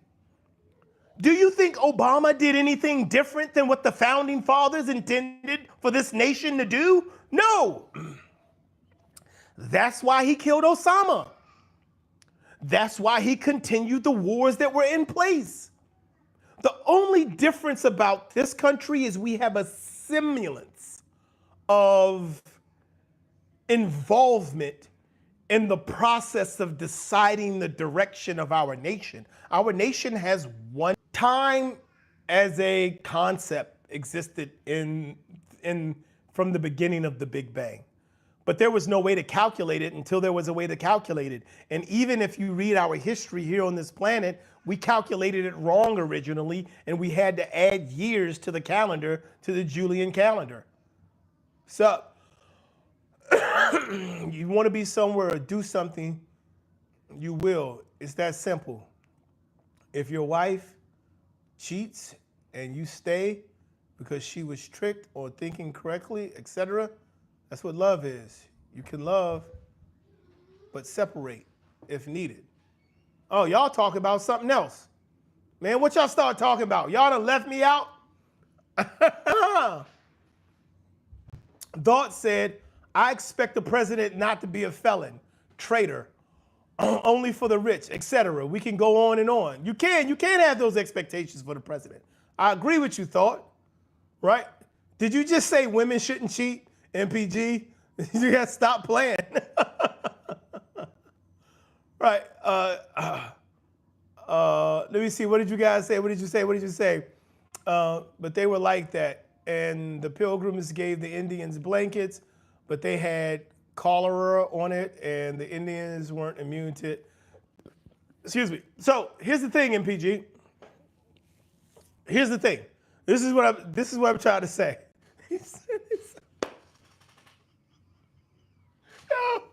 Yo, MPG.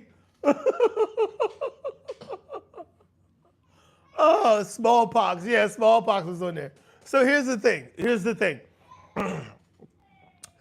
When it comes to the expectations for the president, I expect the president to continue to push forward the narrative of this nation. And the narrative of this nation is to conquer. Is to conquer and build wealth. That's what his objective is. Conquer and build wealth. Do you know what the current discussions are with Ukraine and the war in Russia? Do you know what the discussions are? If you want to remain a sovereign nation, you will need to give the United States access to your natural resources. And we will put bases on inside your country to help to defend you from your foes. And then the United States will broker a trade deal with Russia that continues to empower and enrich Russia, and the United States will get richer, and Trump and his friends will all have business deals and money to make from brokering a ceasefire in Ukraine. It's about money. I mean, it's simple. It's not even complex. It doesn't even take difficult words to say it. It is the narrative of this nation. It is what this nation is built on. Capitalism.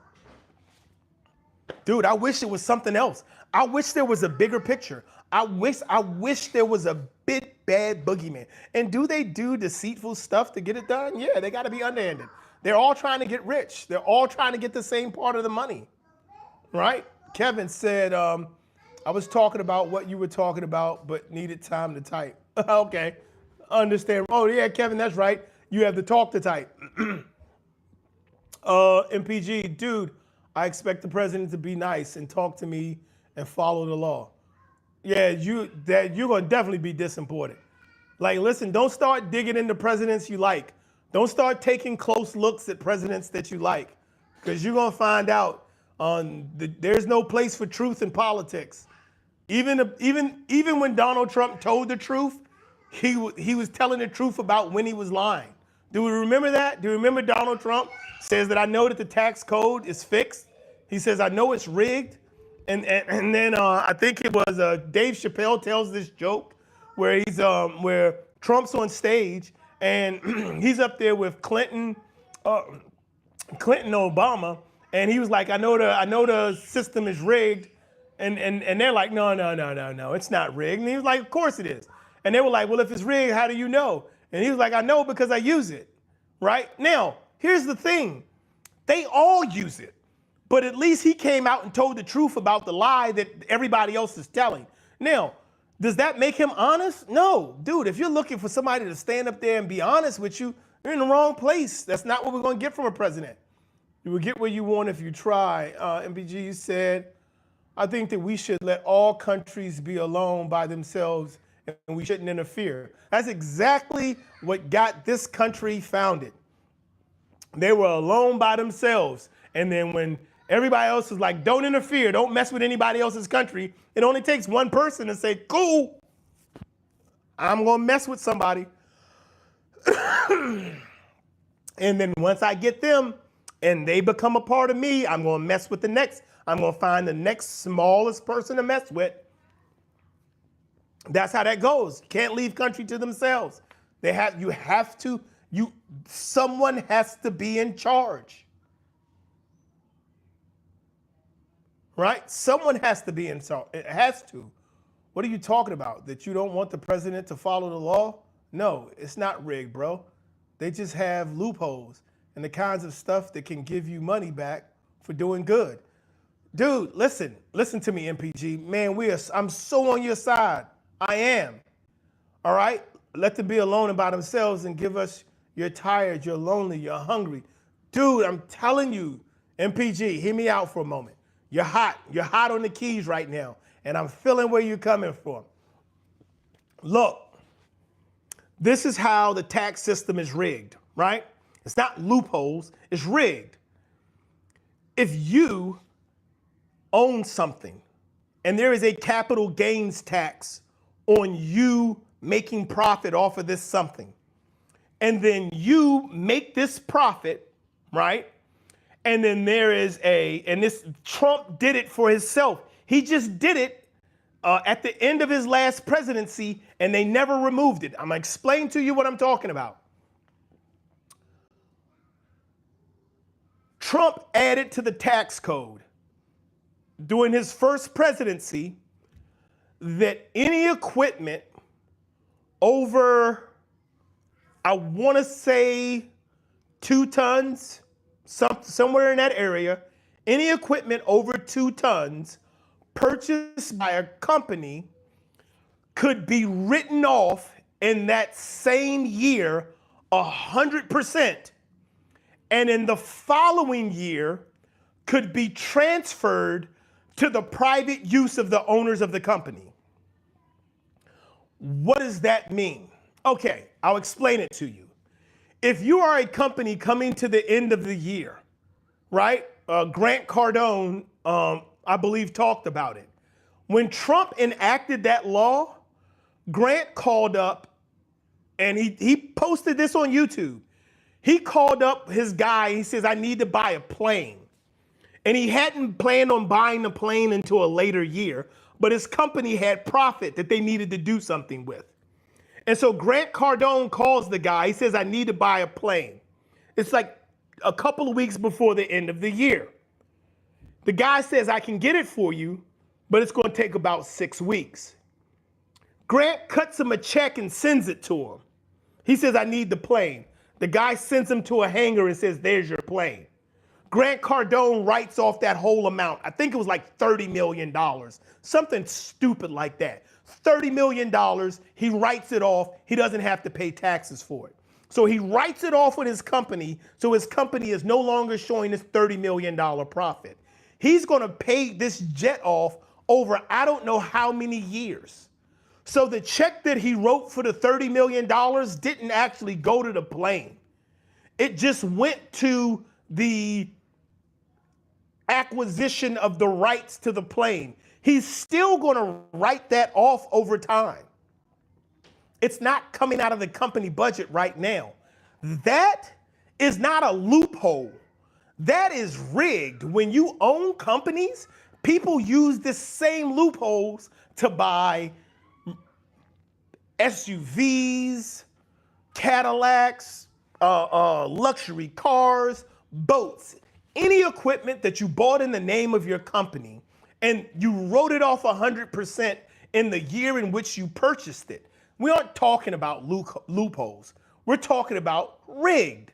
We're talking about somebody who did something specifically so that him and his friends could benefit from it. So, what are we saying? Do I want to be able to trust my president? Trust him as far as he's not going to destroy the nation, and I'll continue to be able to make profitable decisions and invest my money in a way to build a legacy for my family. That's the trust that I want to have, because I can't have that trust in many nations in the world. How many nations in the world do you have that? Now, I'll tell you what is gone. I tell you what you can stop looking for, and it's about to be gone completely. The ability to work a job at any level and afford a house, gone. The days of being able to buy a house as a grocery clerk, or as a cab driver, or what do they used to have? Nurses and janitors and stuff like that. The days of being able to do that are gone. Yeah, you need to, you got to do something else with your money. Let me see what you guys are saying now. MPG, you said, yeah. What did he do? Oh, tax deductions. Oh, wow. So you can write it off and get it for free and then keep it for yourself. Yes, that's exactly what you can do. I don't own a company and make enough money to do that. I can't even do that with a Honda Accord. He did it with jets. And then all of his buddies did it too. And then depreciated on the books of their companies for years. And what do you think that profit goes? Dude, it's big. It's a money thing. They didn't start washing hands before surgery till like 1920. Fake it till you make it. I see them, but I'm better. Abraham Lincoln, fake BS confidence, got him far, but I'm better. I just want to love my president. Dude, MPG, you be better off loving that woman you trying to get out your life. Could you read my last 4 comments, Kevin? Yes, sir.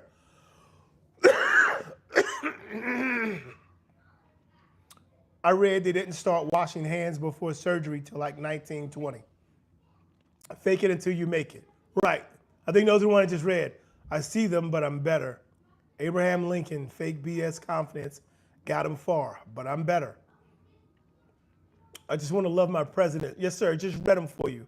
Nurse, factory worker, all those types of things. Being able to buy a home, being able to purchase a home from an entry-level job is going away. Depreciated. The company would be able to keep it and then probably actually be able to write it off like they never had it. Right, Kevin, it's mindset. Yes, MPG. Here's what I'm trying to say to you, and this is what I mean, because me and you are on the same page. We agree on this, and I agree with where you're going and what you're saying. I would love to be able to have the confidence to trust my president, but what's the biggest thing I need to trust my president with? Because I'll be completely honest with you. Politics are an illusion. They're a distraction. That's why there's so much rhetoric. That's why people talk about things but don't say anything, right? I'm gonna give you an example, right? So we've been sitting here, we've been talking. I've been making definitive statements about my position and what I believe and what I believe supports it, right? From beginning to end, right? So dead on, Kevin, boss up, resilient. So here's the thing. If I wanted to run for office, right? Drop me a question in the chat. Drop me any question. MPG, drop me any question that you would like to pose to the president. Drop it in the chat. I'm gonna answer it for you. And I'm letting you know right now, I'm on your side. Before you ask the question, I'm on your side and I wanna see you do well. I wanna see you succeed. Drop a question in the chat that you would like to see the president answer honestly. Any question.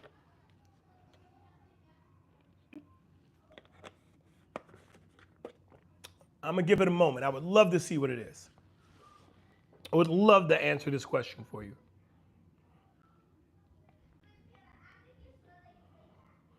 And I'm gonna answer this question without any prep. I'm gonna answer it without any counsel, without anything. All right. Kevin said, how does capitalism expect to succeed itself in America starting now? Expect to succeed itself. All right. I'm not sure if that question was for me in general or just something you wanted in the chat. Let me know, Kevin. MPG, I don't really want to talk to the president, bro. I get it, but you want a president you can trust. A question for any president. It doesn't have to be this president. What's a question that you would like to pose to a president? As a president, answer. So how does capitalism expect to succeed itself in America starting now? Well, the first thing we have to do starting now is make sure that we continue to focus on taking care of America, as we always have. We have to make sure we put America first. The most important thing for Americans right now is to ensure that they have a way to be able to care for themselves. The American dream is dying because there have been horrible people in place for a long time. There's no longer any trust in the government. There's no longer the ability to be able to understand or believe that the people in front of you care for you. I'm here to let you know we're going to put an end to that. We have a way to make sure we put America back into the hands of America and that Americans have the ability to achieve the American dream. There you go. Answer the question. I don't even know what it means, but I know for you, Kevin, I want you to do well. I want to see you do well. That's my president's answer. How does the system get better without withering, bloom, and flower? Kevin, we're going to continue to walk down this presidential journey. The system is broken, Kevin.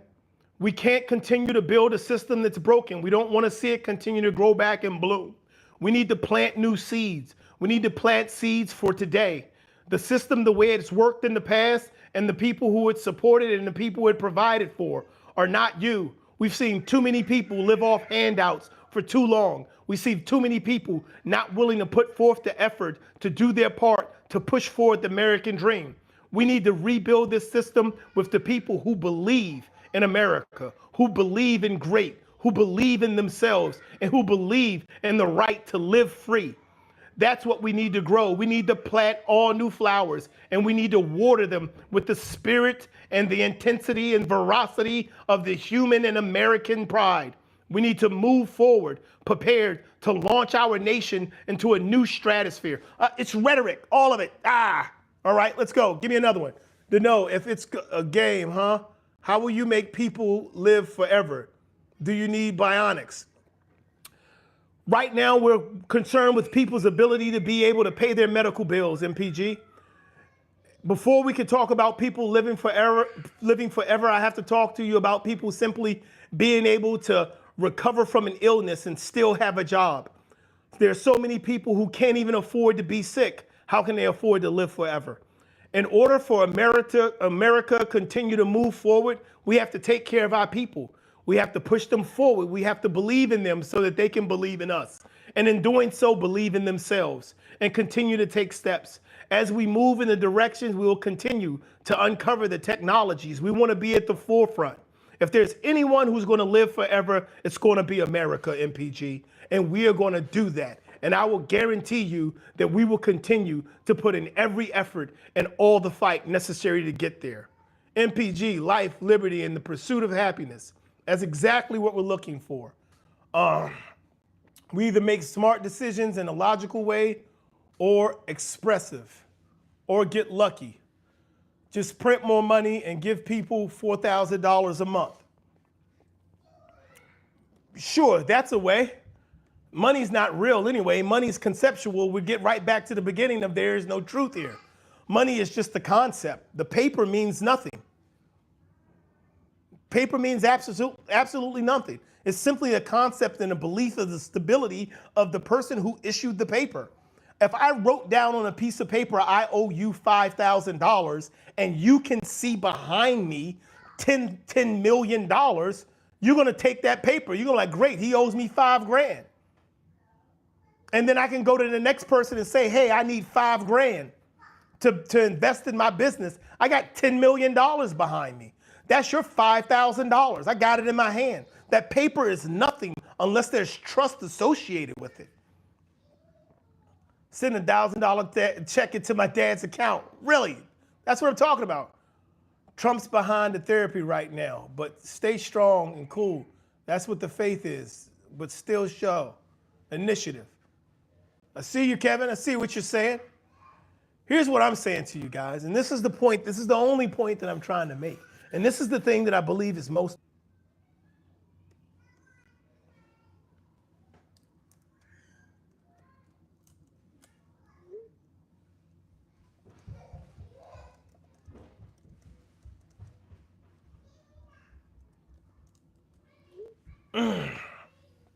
So guys, here's what we're talking about. Here's what we've been talking about the whole time. There's no truth out there, right? The only truth is our ability to be able to develop and grow ourselves, right? The only truth is the ability to be able to understand that any actions and the only actions that we're truly responsible for and that we can truly say that we know are actions that actually happen are the actions of our own, the ones we take, right?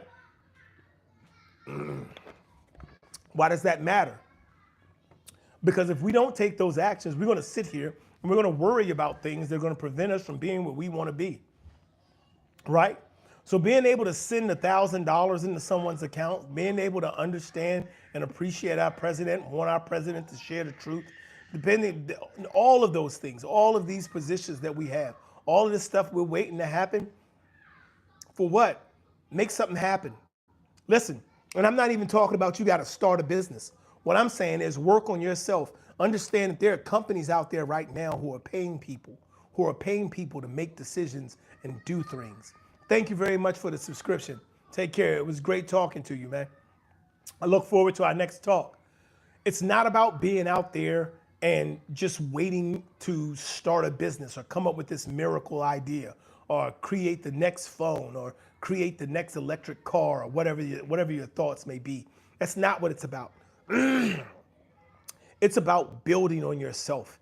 It's about building the nature of who we are as individuals. It's about making ourselves stronger, making ourselves wiser, making ourselves more diligent, and implementing the determination and the strength and the knowledge necessary to move forward as people. When we do that, when we do that, we start to grow. And then we start to see that we don't have to rely on as many people as we thought. If we don't have to rely on as many people, we are no longer impacted by as many people, right? My dog had puppies a month ago. I just bought 7 acres. There you go. You got plenty of room for your dogs to run. We are a happy family, all 9 of us. Me too. My family of 9 are happy as well. And this is what I'm saying is that in order for us to continue to be who we're seeking to be, in order for us to continue to grow, in order for us to continue to pursue our happiness and to live our version of wealth, we have to turn our eyes in on ourselves.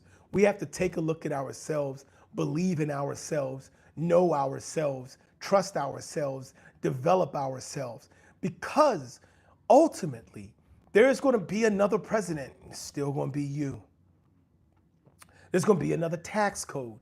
There's going to be another bull market. There's going to be a lot of things that take place. And the things that we do today are for our tomorrow.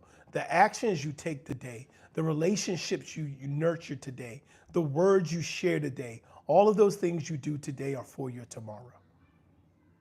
Guys, there is no truth except for the truth that you know and you believe. Don't let anybody else tell you what your truth is. Don't let anybody else tell you what your purpose is. Don't let anybody else tell you what your place is. Find, design, and climb. Guys, thank you for being here. It was a pleasure. I had a great time talking to you today. You should always stand behind the president. Kevin, I hear what you're saying. I think standing behind the president is a responsibility of those who go into the military service. Outside of that, you have to focus on pushing your family forward, right? I believe a lot of us get sidetracked by the political aspect of it. It's a fun conversation, and I have too many friends who are of different political ideations, and I have too many business partners who are of different political ideations in order for me to believe that who the person in office is every 4 years is going to change my relationship, my development, and my progress with those people, right? And so it's not about what the president plans to do, it's about what the president does. Because in order for me to continue to grow and for me to continue to see prosperity and to build a legacy for my family, what the president does matters, right? Everybody keeps talking about tariffs. You threaten tariffs, but here's the thing, right? Let's take a look. Let's just for a second. The first time he threatened tariffs. Now, last year, before the election, when he started talking about tariffs, the price of everything went up, right? So the price of everything went up as they expected tariffs to come into play. And then he won the election. The price of everything went up again as they expected tariffs to come into play. People who knew that when he went into office, the stock market was going to plummet, they did what's called shorting stock. Short stock means you purchase it at a specific point because as it falls, as that price point falls, you make money. They knew that was coming, right? So people made money off of that. They knew it. The flip side as well, as we continue to move forward, is the president's decisions in regards to tariffs said he was going to put them in place in 30 days. The prices went up. He pulled back. He said they're in discussion. The prices went up. And then he says, oh, I'm going to put them in place in 60 days. The prices went up. They never went in place. He finally made them, put them in place. had a discussion, said we're going to hold off on them or reduce them. Here we are in May. He's talked about them. Prices have gone up consistently while he's talked about them, and we haven't received a single good in this country with a new tariff attached to it. But everything from building houses to making juice to buying juice has gone up in price. So it doesn't matter what he says he's going to do. It matters what actually gets done. And why am I saying this? I'm saying this because if we have the eye to spy what is about to happen, we can make money in any environment. It doesn't matter who's in office. It doesn't matter their decisions. It doesn't matter. Like, there are money-making opportunities out there. Stop looking at the people and start looking at the play. That's one of the biggest things that they'll tell you when it comes to poker. Don't play the person, play your position. Play the position. And that's what we need to start to do. We need to start to play the position. Understand that what we're being shown, right? What we're seeing, right? And what we're being shown isn't as important as what's actually happening. I appreciate you guys being here. It was a pleasure having you here. I'm going to read these last remarks, Kevin. Strong American, right initiative of writing them. Not just saying Biden. I wrote Biden. Okay. Tried to help him. I at least tried to write 20 letters. Sitting in my garage, rolling on the floor laughing in a box. All right. Thank you guys so much for stopping in, for allowing me to speak to you today. I look forward to seeing you guys again. Please take a look at the channel. And remember, the key to discipline is always going to be the same thing. It's going to be repetition. It's going to be patience. It's going to be consistency. And it's going to be perseverance. If you apply discipline, you can succeed in any area of your life. You guys take care. Have a great rest of your evening.